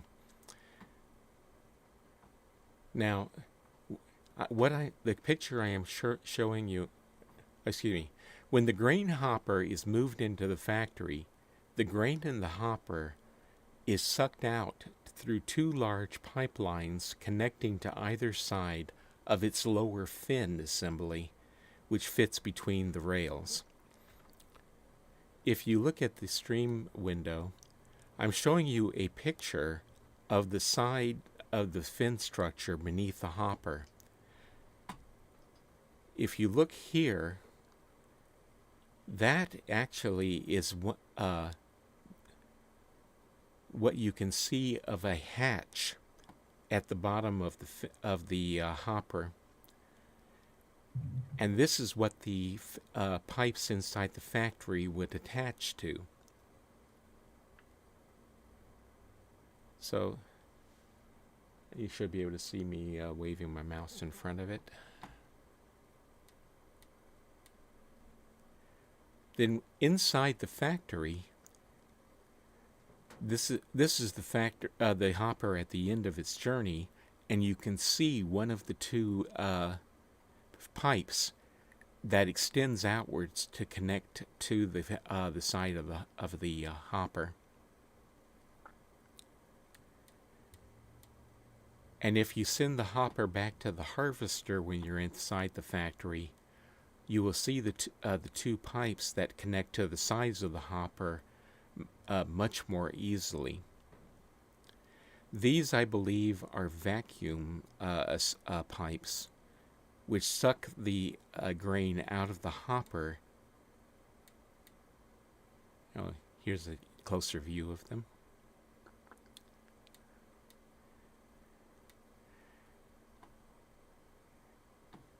And Murphak, if you can, please warp us inside the first chamber in the factory where the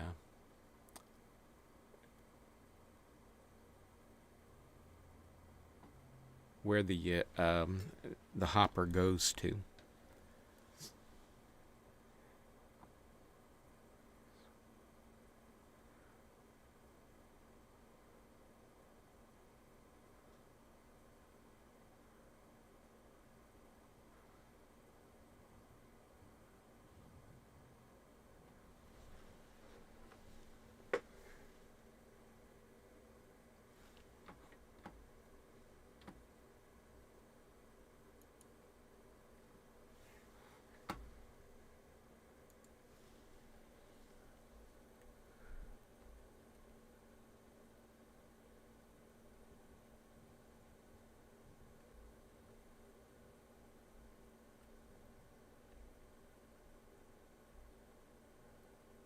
As I mentioned, there is an awful lot of the factory that we can't explain, and a lot of those things are here on the outside of it.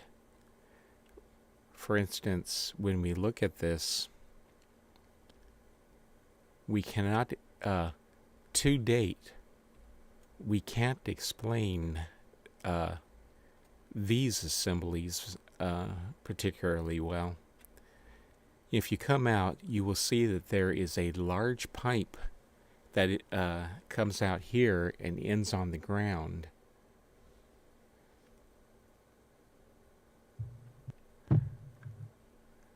And there are other pipes that come out as well.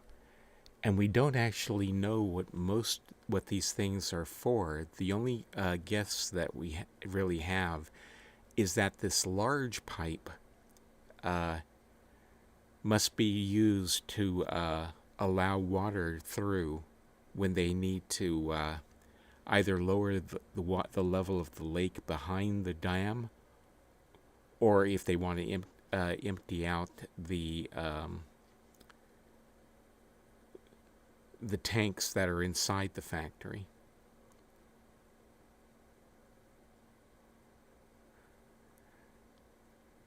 Actually, there isn't any. We don't know that. We don't really think at this point that there's anything to do with the ocean around here. But that's something I'll be talking about later on when we actually get to the dam.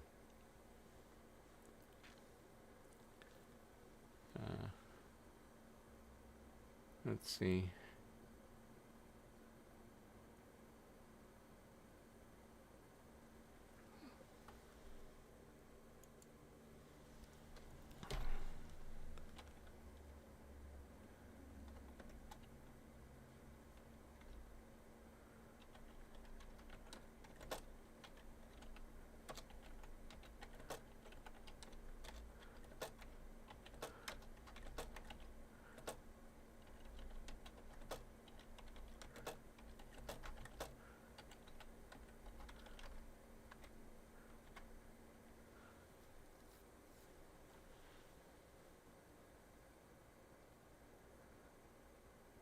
Well, there are tanks that fill up in water in the factory, so maybe if they get too dirty or sludgy or something, they...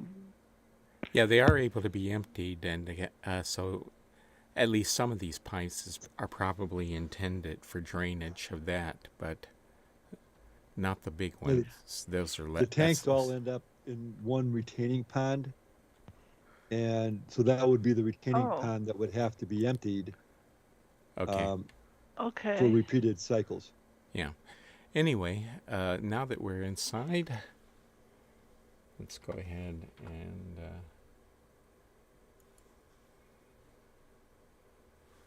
okay. Remember, no climbing or finger poking. Yeah, don't stay off the ladders. As you look around us, you will see 4 large structures with kind of disc-shaped parts at the top of them. And you'll notice that these go to pipes here, there, and everywhere. And then there's smaller ones alongside of it. The best guess that we have is that these structures are the vacuum pumps that suck the grain out of the hopper and then blew it up into the silos, which are above this chamber.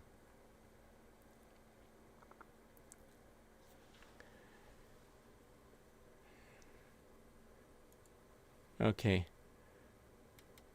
Murphak, please take us down to the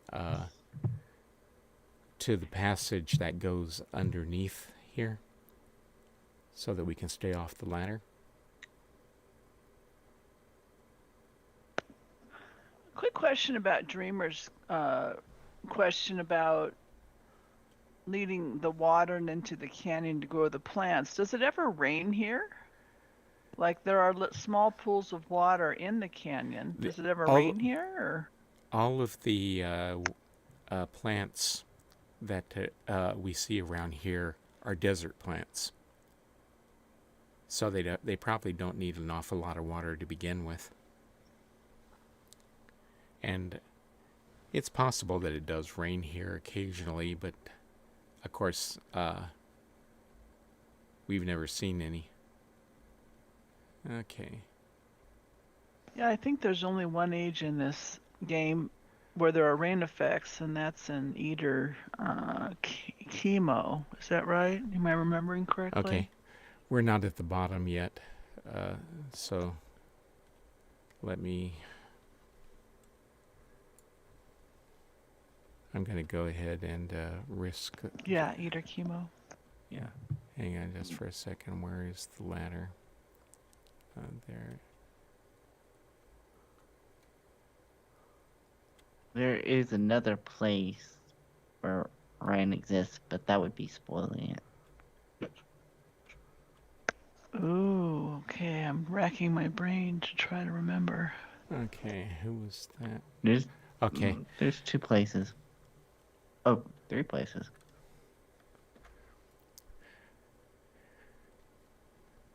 There we go. Now we're where I want it to be.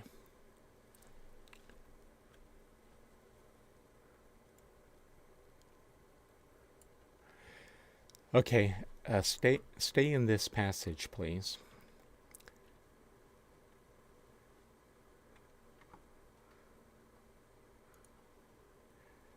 In this passage, we can see that steam is used in this factory, but we don't know what the steam was used for. My best guesses so far is that the steam might have been used to drive the vacuum pumps. It's also been noted that the steam has a pinkish-orange coloration, and that is unexplained. Maybe it came from rust in the pipes, because we do see rust all over the place in this down here, as well as outside.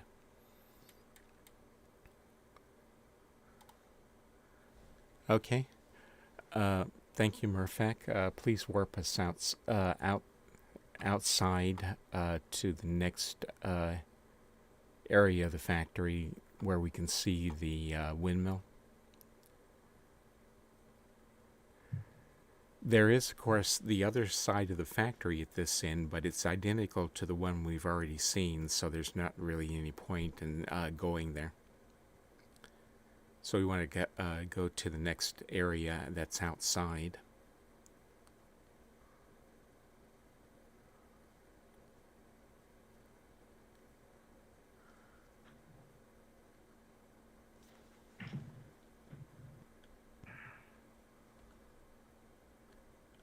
Okay. I'm currently where we want to be for the next part of the lecture, so if you you can use Find Larry to catch up with me, or else you can, if you're already at the bottom of the stairs, you can just walk up those.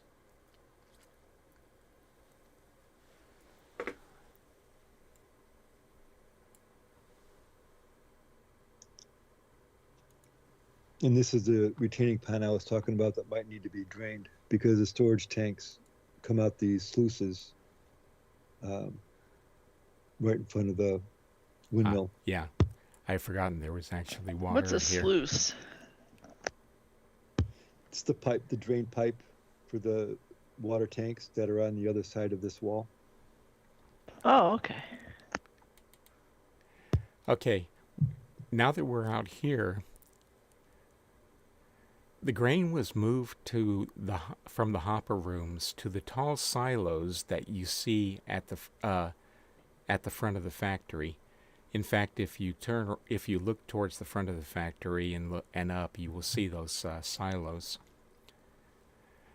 From there, you can see that the silos are connected to the large pipe that goes over the catwalk across the pool of water. That moves the grain from the factory, from the silos to the mill to be ground into flour. So let's go ahead and bring the game back up to the top here. And click I on posted the definition of sluice in the game. So Thank you, Arte. this catwalk, of course, is more or less following the same path that the grain uses when it's being blown through the pipes.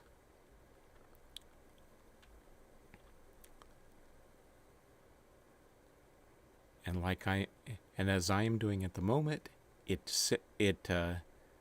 is blown through the pipes and descends into this room down at the bottom, which is the actual mill.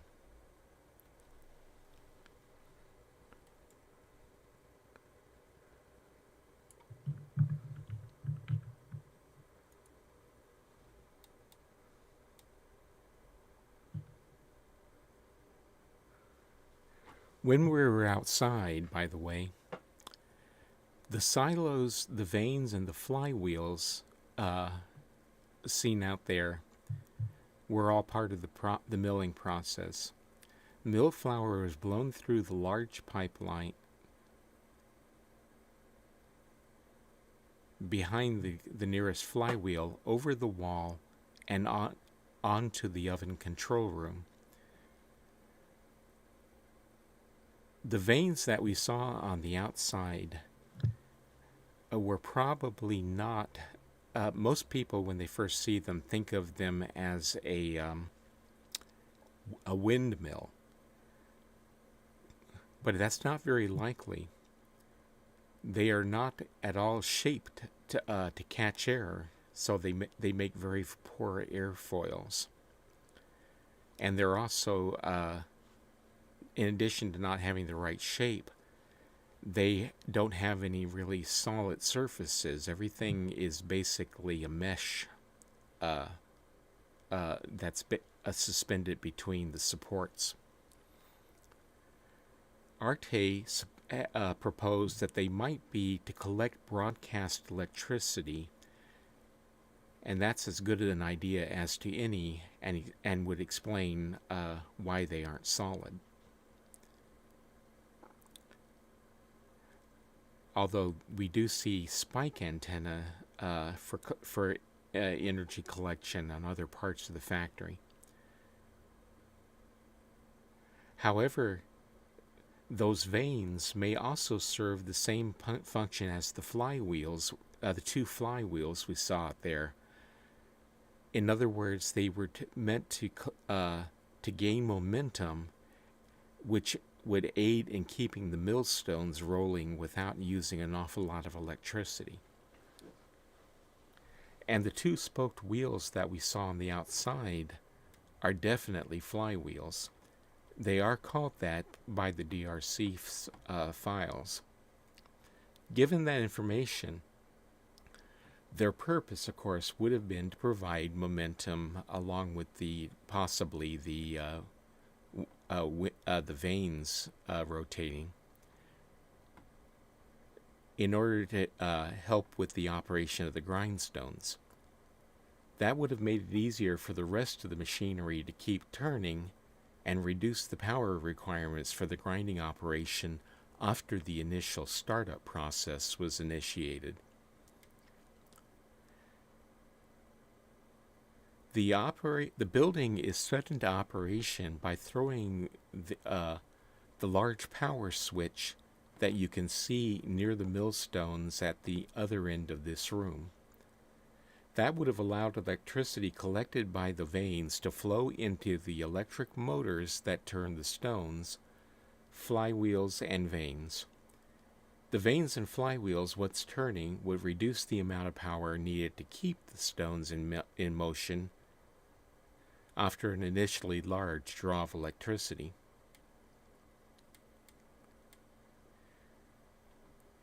when you look at the three massive millstones beneath the windmill tower, they are driven by an electric motor, which is probably located in the large round case in the center below the axles for the stones.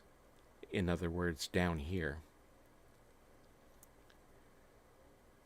The electric motor then drove a vertical drive shaft that goes up into the tower to spin the vanes, but they did not directly drive the drive shafts or the axles of the millstones.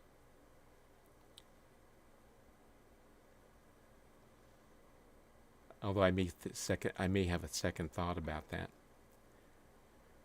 The axles of the millstones, I at first guessed were unpowered and were turned by.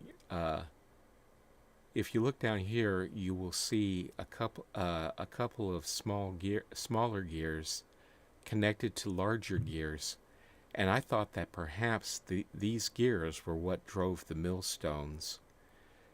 But it may be the exact opposite. These drive shafts may have driven the larger gears, which in turn driven the smaller gears, and those may have been connected to the outside to drive the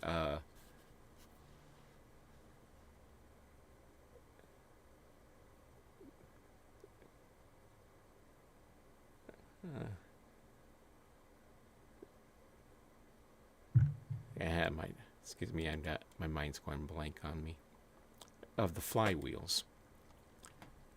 So I'll leave it up to you to decide which one you think is more likely. Were the millstones driven by the gears, or were the gears there to drive the flywheels on the outside? Another question regarding the chicken or the egg. Yep. There's a lot of them. In any case, if we continue through this room and up, we will end up in the facility's master control room. This room was actually very efficiently laid out. So, let's go ahead and bring back the game. Oh, I do see the game is up. Okay. So, we'll walk past the master power switch and up the steps, staircase.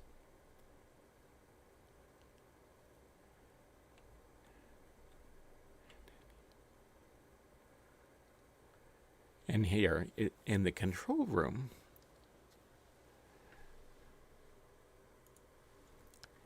one man in this room could monitor the entire operation, just as one man could operate each one of the combine harvesters. There were probably no more than a handful of men working in this age at any given time when the Guild of it was being solely operated by the Guild of Caterers. The entire guild operation was highly automated.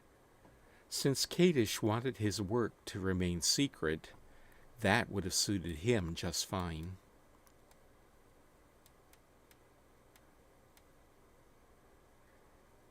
Then if we continue up the steps out of this room, we will wind up overlooking another area where we see what most people call the mixing vats.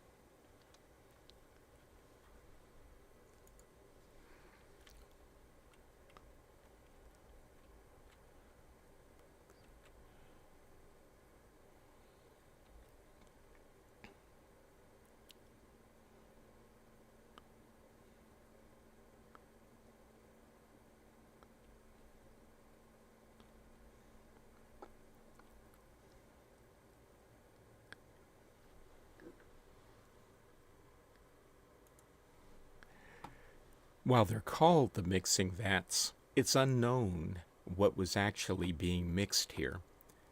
The flour wasn't. It went straight into the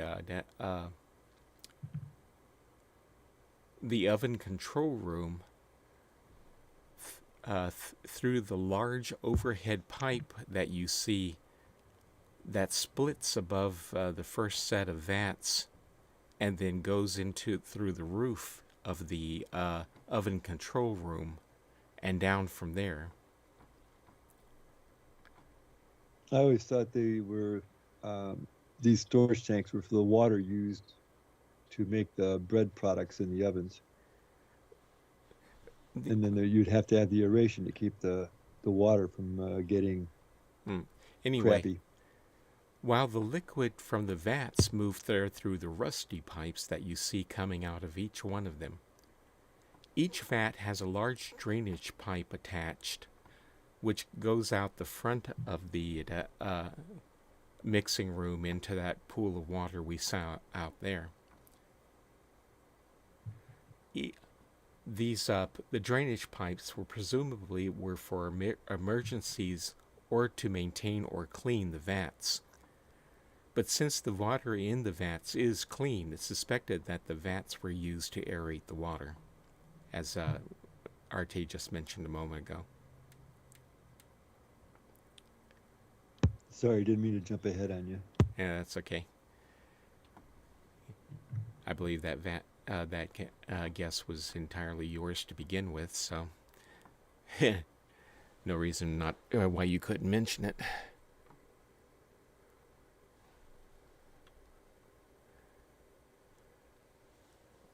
Okay, Arte, if you can please warp us over to the oven control room,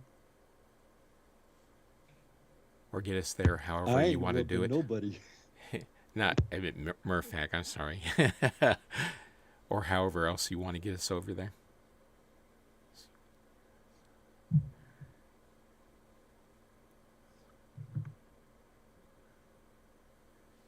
Okay, so here we are on the other side of the walkway, so we can just walk in here now.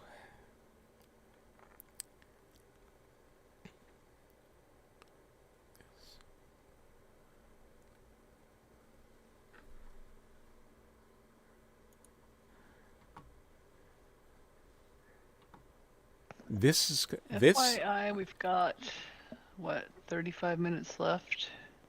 Okay. We'll see how far we get before we, and then make a decision. Because we're going to the Uran silo as well, correct? That was the plan, and the time worked out when I was doing a test reading through. But this is taking longer, so I may have to put that off till next time. Anyway, this is called the oven room by explorers, but that is a mistake. This is a mixing room where recipes could be set. Flour and liquid from the mixing vats were combined here, and then were sent through to the actual oven, which is in a chamber in the dam that is called the pellet room by explorers. The controls apparently set the oven temperature, the baking time, and the proportion of flour to liquid.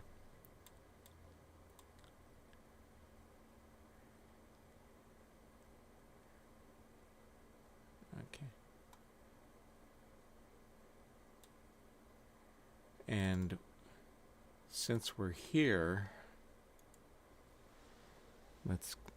we may as well just walk on through instead of being warped anywhere at the moment.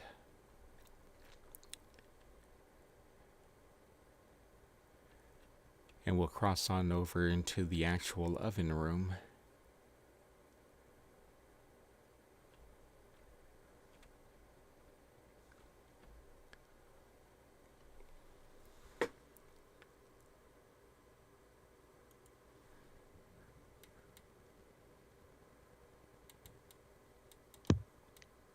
Murphac must have changed the light bulbs in here. They're awful bright. As I mentioned, this room is called the pellet room by explorers and but this is the actual oven that molds and breaks the bread pellets using pre-programmed temperatures, times, and ingredient proportions. In the time of Kadish, only the linking book to the testing silo was here, but when Yisha co-opted the age for her quest, she had the Barrow place a linking stone to a special cave they constructed for her, which is now known as the Hourglass Cave. And she used the pellets to affect lake water that she put in a pool inside the Hourglass Cave in order to show certain things.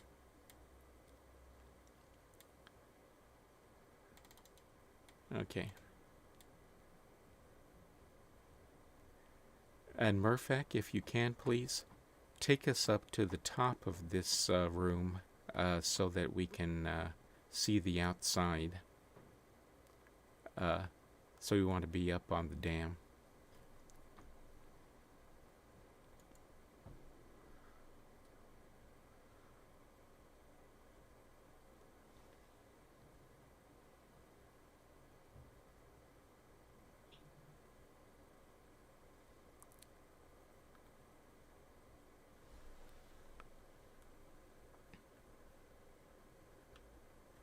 Thank you.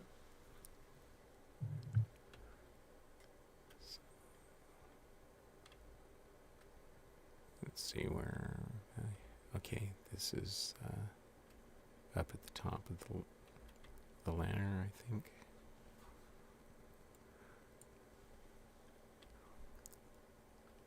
Okay, yeah, here we go. Now I know where I am. So, the... what I am looking at the top of, in my view, on the stream, is the top of the oven control room. And we see rusty pipes going from it and over to the pellet chamber or the actual oven. And that's where the pre-mixed slurry was piped into the oven. Then if I turn around and look behind me, this is the top of the oven, the actual oven chamber, and you see what are presumably 4 antennae for collecting broadcast power on top of it.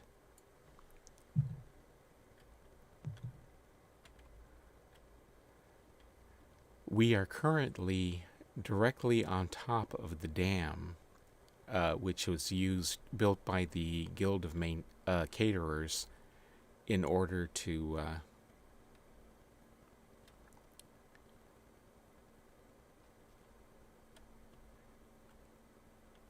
dam up the river that originally flowed through here.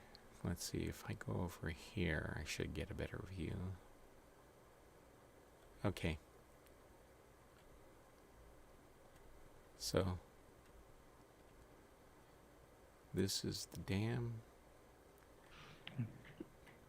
It's kind of hard to see from this angle, but if you look out, you will see that we are actually at the base of a very large mountain range, which is covered in snow.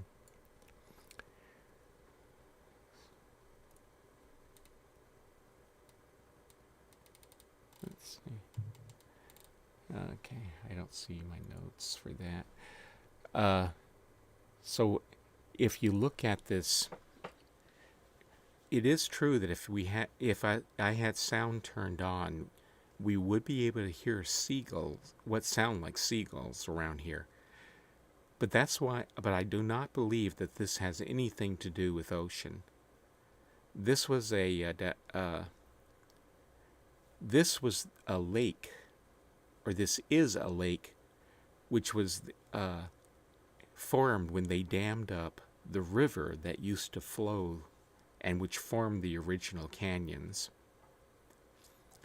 The water for the river apparently is ice that melted on the mountain range and flowed down this way to wherever it ended up going beyond the places we can reach.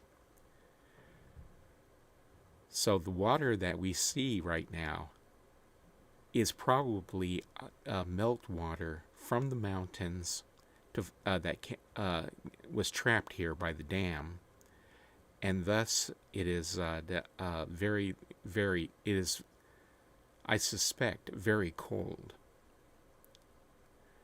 I don't know if Murfact had any plans for this because I left it up to him, but if he wants to put up a viewing platform so that we can get beyond the dam and look back and out at and get a clear view of the mountains, we'll see if he wants to do that. Looks like he's doing something anyway. Well, seagulls would normally inhabit an area with fresh water. I'm assuming it's fresh water from the mountains, not seawater. Yeah. Actually, they would. There's things called lake gulls. They're seagulls, but they hang around freshwater lakes. Okay. Really? Okay, Mr. Encyclopedia. Thank you. That one's news Well, to me. they live around the Great Lakes, all around the Great Lakes. Okay. And we call them lake gulls because they hang around the lakes, but they're basically species of seagull. Interesting. So here we are on the far side of the dam. This throws off the models, of course, but that's okay. And you can. Oh, he didn't build a platform. He's using a non-lake effect to get us out here, so you can run around freely.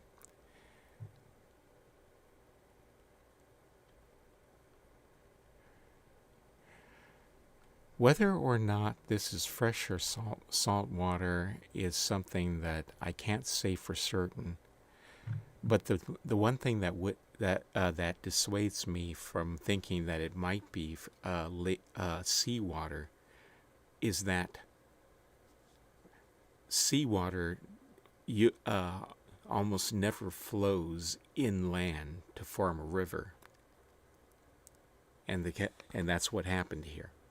The river flowed from this side where the dam is, and then formed the canyon, and then the canyon formation of the canyon, the way the rock wore away, forced it to split in two and branch into two separate rivers at the far end. And I don't believe that really happens with seawater. Seawater, it's almost always the opposite, where lakes flow from inland. Rivers flow from inland and flow into the sea.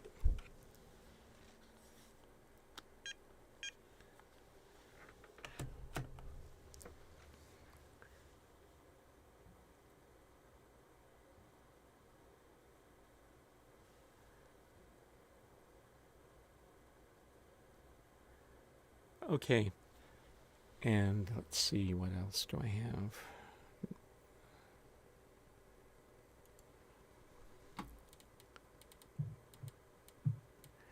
Oh yeah, the last thing I had to say, why did Kadish purchase this factory in Urkana? In the beginning of the lecture, I mentioned the accepted reason, which was to renew the health of the algae in the Denis Lake system. And that, of course, is true. However, what remains to be explained is why Kadish wanted to renew the lake algae. It's well known that Kadish wanted to be the grower that was prophesied in words which was written by the Watcher. And he spent a great deal of time, money, and effort convincing the rest of Denis that he was fulfilling the foretold events in the book. One of the events foretold was that the grower would return light to the cavern. Kadish was seeking a way to refresh the lake algae, which was failing to produce the light that Rinaref had written it to do. By doing so, he would have brought light back to the caverns.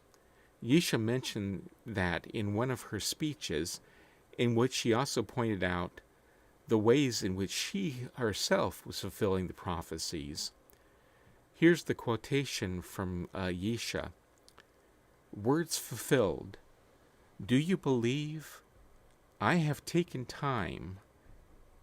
You know the body, that his body no longer lies in his vault. I have seen new life, his new life, and have followed the shell round and back again. I taught you the same. What will grow? The tree of all things. Who will grow it? The grower. I will grow it. The grower is the one who leads, so you will follow me. Who links at will? The grower. The grower banishes the darkness and brings light to the cavern. Have you seen the light? To think that they believed him with such. It is I who command light. Light. Rest in the light. Sing in the time of joy. Call in the time of dark. Weep in the time of pride. Take my hand again, young one.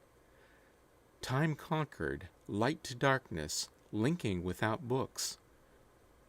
You have done well. You have seen the words fulfilled, but still more to be fulfilled. There is a new tree. Do you believe?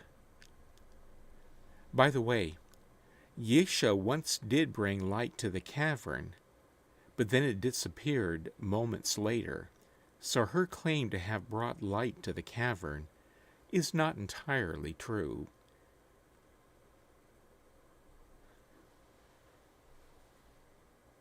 Okay. And just for a second, did we have any questions that I might have missed? I don't see any. Okay. Burketh, Yisha didn't just tell a fib. She lied through her teeth practically at every time she opened her mouth. But that's for something I explain in a different lecture. But Yisha,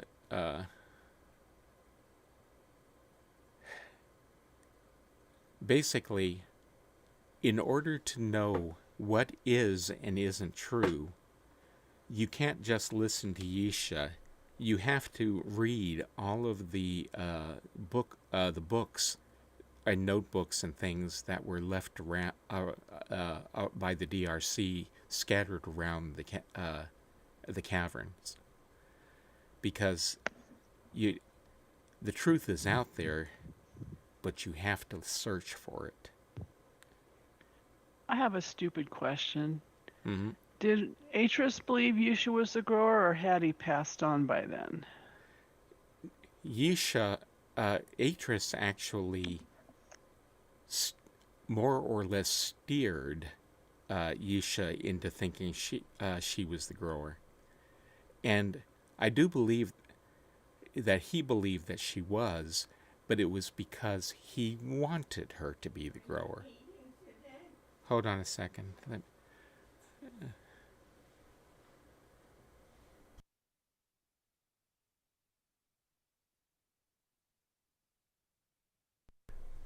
Sorry about that. My mother, I forgot I told her that I would be busy. Anyway. If Mama is Rawa's mother, then is your mother Lawa? No, because we don't have the last name Watson. Mary. We don't have the last name Watson. Mary. Okay, never mind. Silly joke. Not even applicable, unfortunately. But we do need to give your mother a name.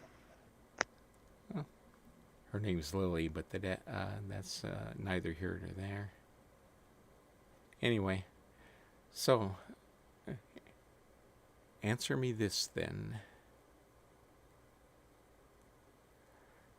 Actually, Brooketh, I trust Misha more than the DRC, and you are actually dead wrong to do so. The DRC had their agenda, but they were quite open about what they wanted and what they were trying to do. The Baroglyphs is another tour, and we do explain, and both Arte and I do versions and explain them. But the fact of the matter is that all the Baroglyphs were written at Yisha's direction. And the thing you have to know is that the Baroglyphs are actually, in many ways, more truthful than she was. In other words, if you go by her words, they show you things that she probably didn't want you to see.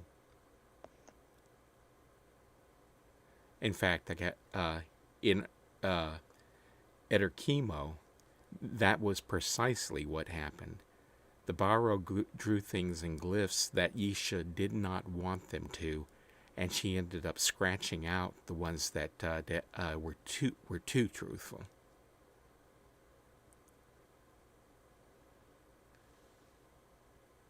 Okay, it's 15 minutes left, so yeah, I'm going to put off the Urkana Silo part of the tour until next month.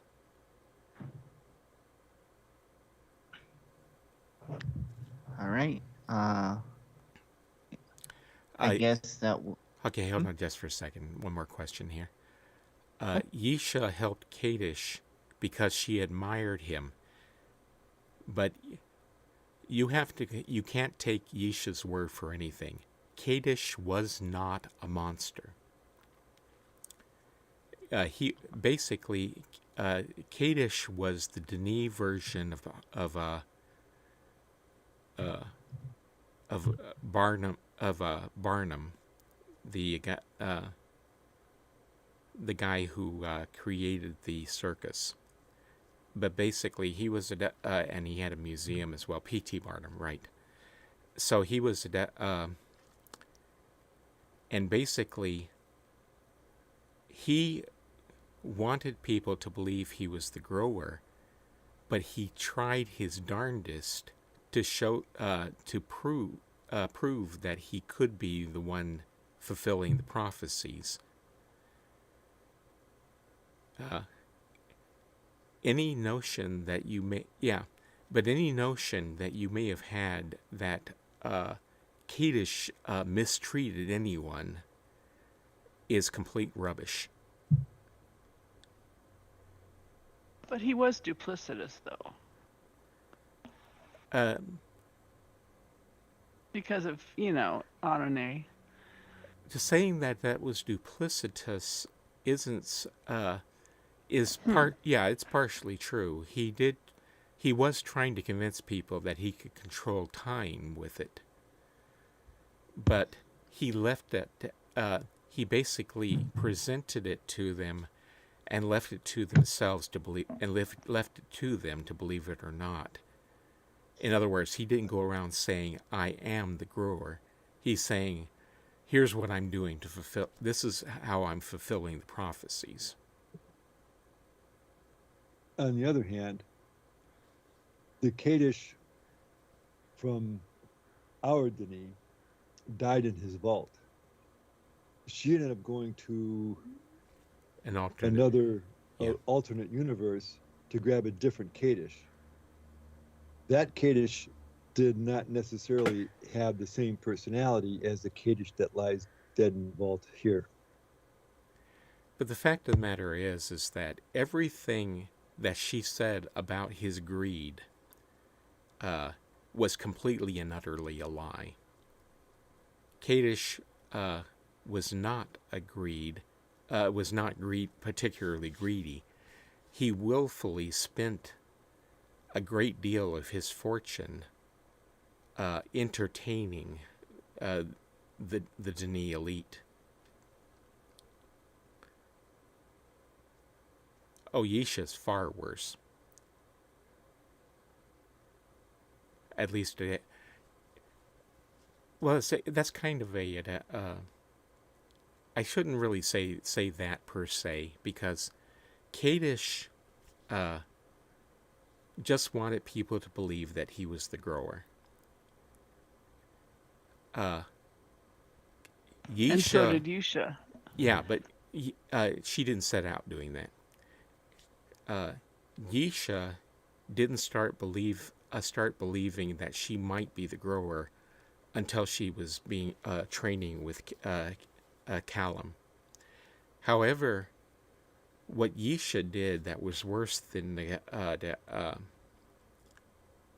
Kadish is that she deliberately and with malice aforethought painted the entire society of Denis as being evil, which was something that they never were. There were evil individuals in it, yes, but the society was no better or worse than anyone, and actually better than many societies on the surface. They didn't actually impose the death penalty except in extreme cases. However, Yisha sets out to deliberately deceive people about what Denis was, about what the Barrow were, about how the Barrow were treated, and she does so by lying about the entire society. Some things that I can tell you for absolute certain. One, after talking it over with Rawa, first off, the Denis people, far from abusing the Barrow as Yisha claimed openly, didn't know that the Barrow existed. Possibly the only Denis person that we know about who was villainous and who knew about the Barrow and who abused them was oh, my mind's going blank. Was it Escher? Escher, that's right. Thank you, Arte.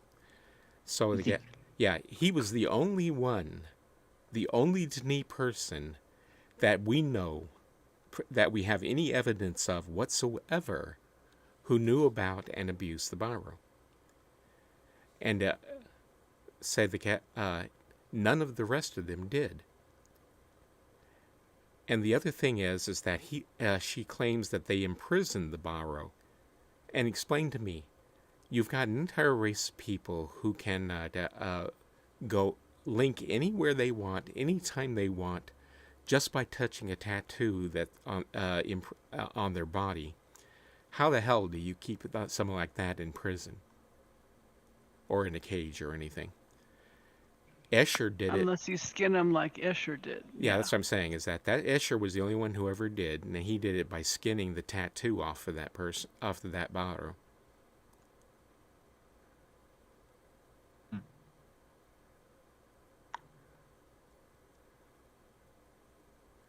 Well, Brooketh, you are not correct. Kadish was not selfish or greedy. He was saying that he was into self-aggrandizement is partially true, yes, but that was because he admired the Watcher's book words and wanted to be the grower, and he wasn't the only one. So did Escher. So did Yisha. So he was no more self-aggrandizing, more aggrandizing than Yisha was.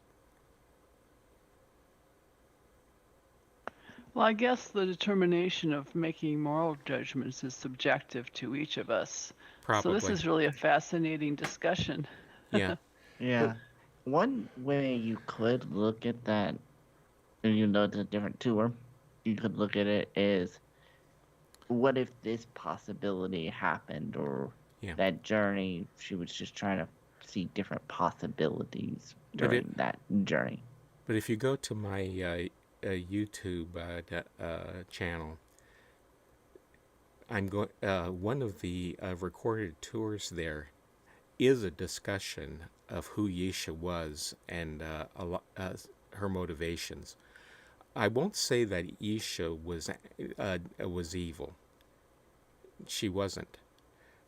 But Yesha basically was a broken person. She had gone through several tragedies during her lifetime, one of which was the death of her beloved older brother, who died for her, saving her. And then one of them was the death of Callum. And then Cirrus tried to kill Okay, her. excuse me a second. And the other one is that Cirrus tried to kill her, and another one was Callum's death and all that. And she was broken by that and spent a long time trying to pull herself together. And when Callum died, she learned about the Barrow. She basically devoted herself to trying to free the Barrow from whatever situation they were in, and to do that, she basically took on that as her life's mission. But and she was willing to lie, cheat, and steal to do that, and did so quite frequently. But the fact was that she failed at that mission. Eventually, it was actually Dr. Watson of the DRC that eventually freed the Barrow, which I imagine was must have been kind of galling to her. However, the idea that Kadish killed Callum and tried to kill Yesha is nonsense. Or I should say, I don't believe that one for a second. Arte does kind of leans towards that particular theory, but I never have. Because, and the reason why I don't believe it is because you have to look at the timeline. First off, Yesha, when she went down to the Denis Caverns and eventually met and became friends with Callum, who was a Denis member of the Guild of Writers. And basically, Yesha, it wasn't until after that they met, and the other Denis person who ended up killing Callum discovered what was going on and killed Callum, that Yesha started learning to do things from the Barrow. She and Callum had discovered the existence of the Barrow, but they didn't teach her while Callum was alive. But it was the Barrow teaching that allowed her to be able to link without books, and allowed her to some control of time, because it was the Barrow and their version of the art which had the control of time. So, for Yesha to go save some version of Callum, and for Callum to then be killed by Kadish, would have meant that Yisha would have had to have gone and saved Kadesh after Callum had been murdered. Now explain the logic in that to me. Yisha learned how to control time, and then specifically went and rescued Kadesh so that she could bring him to kill Callum. That doesn't make any sense to me whatsoever.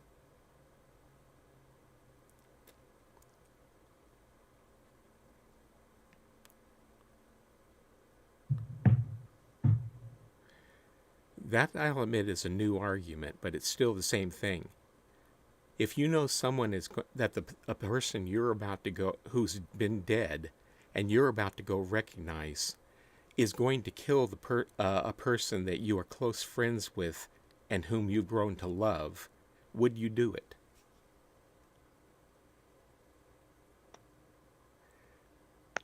The Kadish that you're talking about her rescuing is the one that you're saying killed Callum.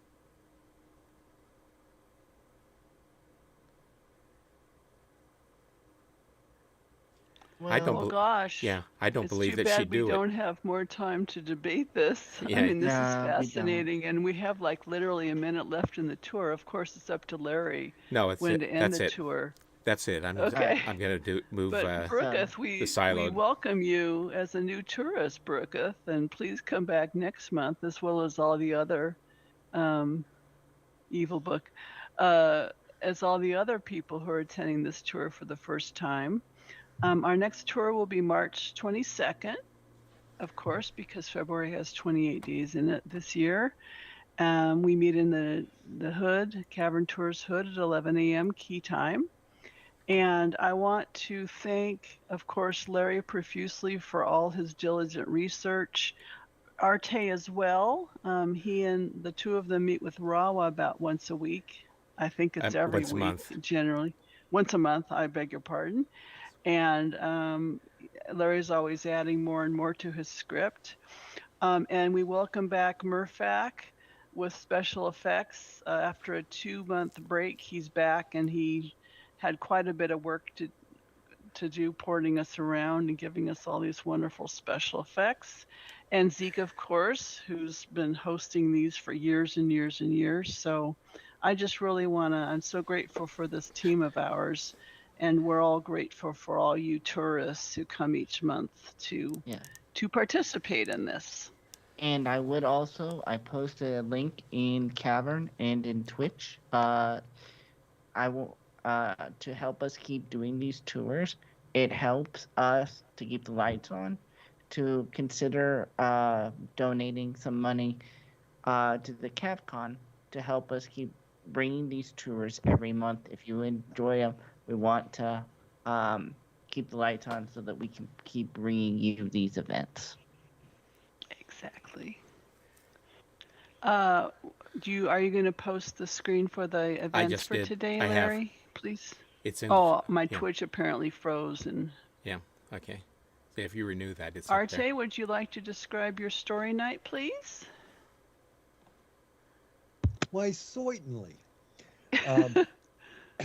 So tonight, bring it up here. So tonight we're getting close to the end of the Reign of the Kings. This is the 32nd king tonight. So there's 2 more kings after tonight or today. And we've basically are seeing like not quite the worst of the worst, but they weren't the best kings. Last week we saw a Semlef who had gladiator-style games for his servants to compete against each other. And tonight we're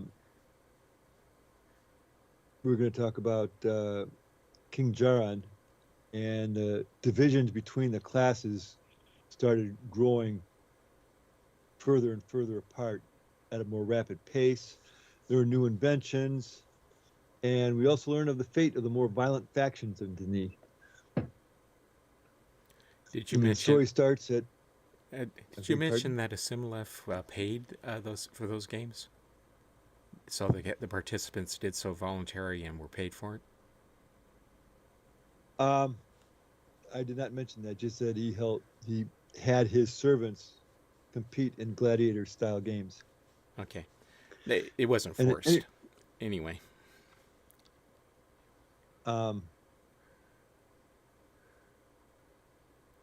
Story starts in about an hour at 1400 key time, with a repeat tonight at 2330 key time.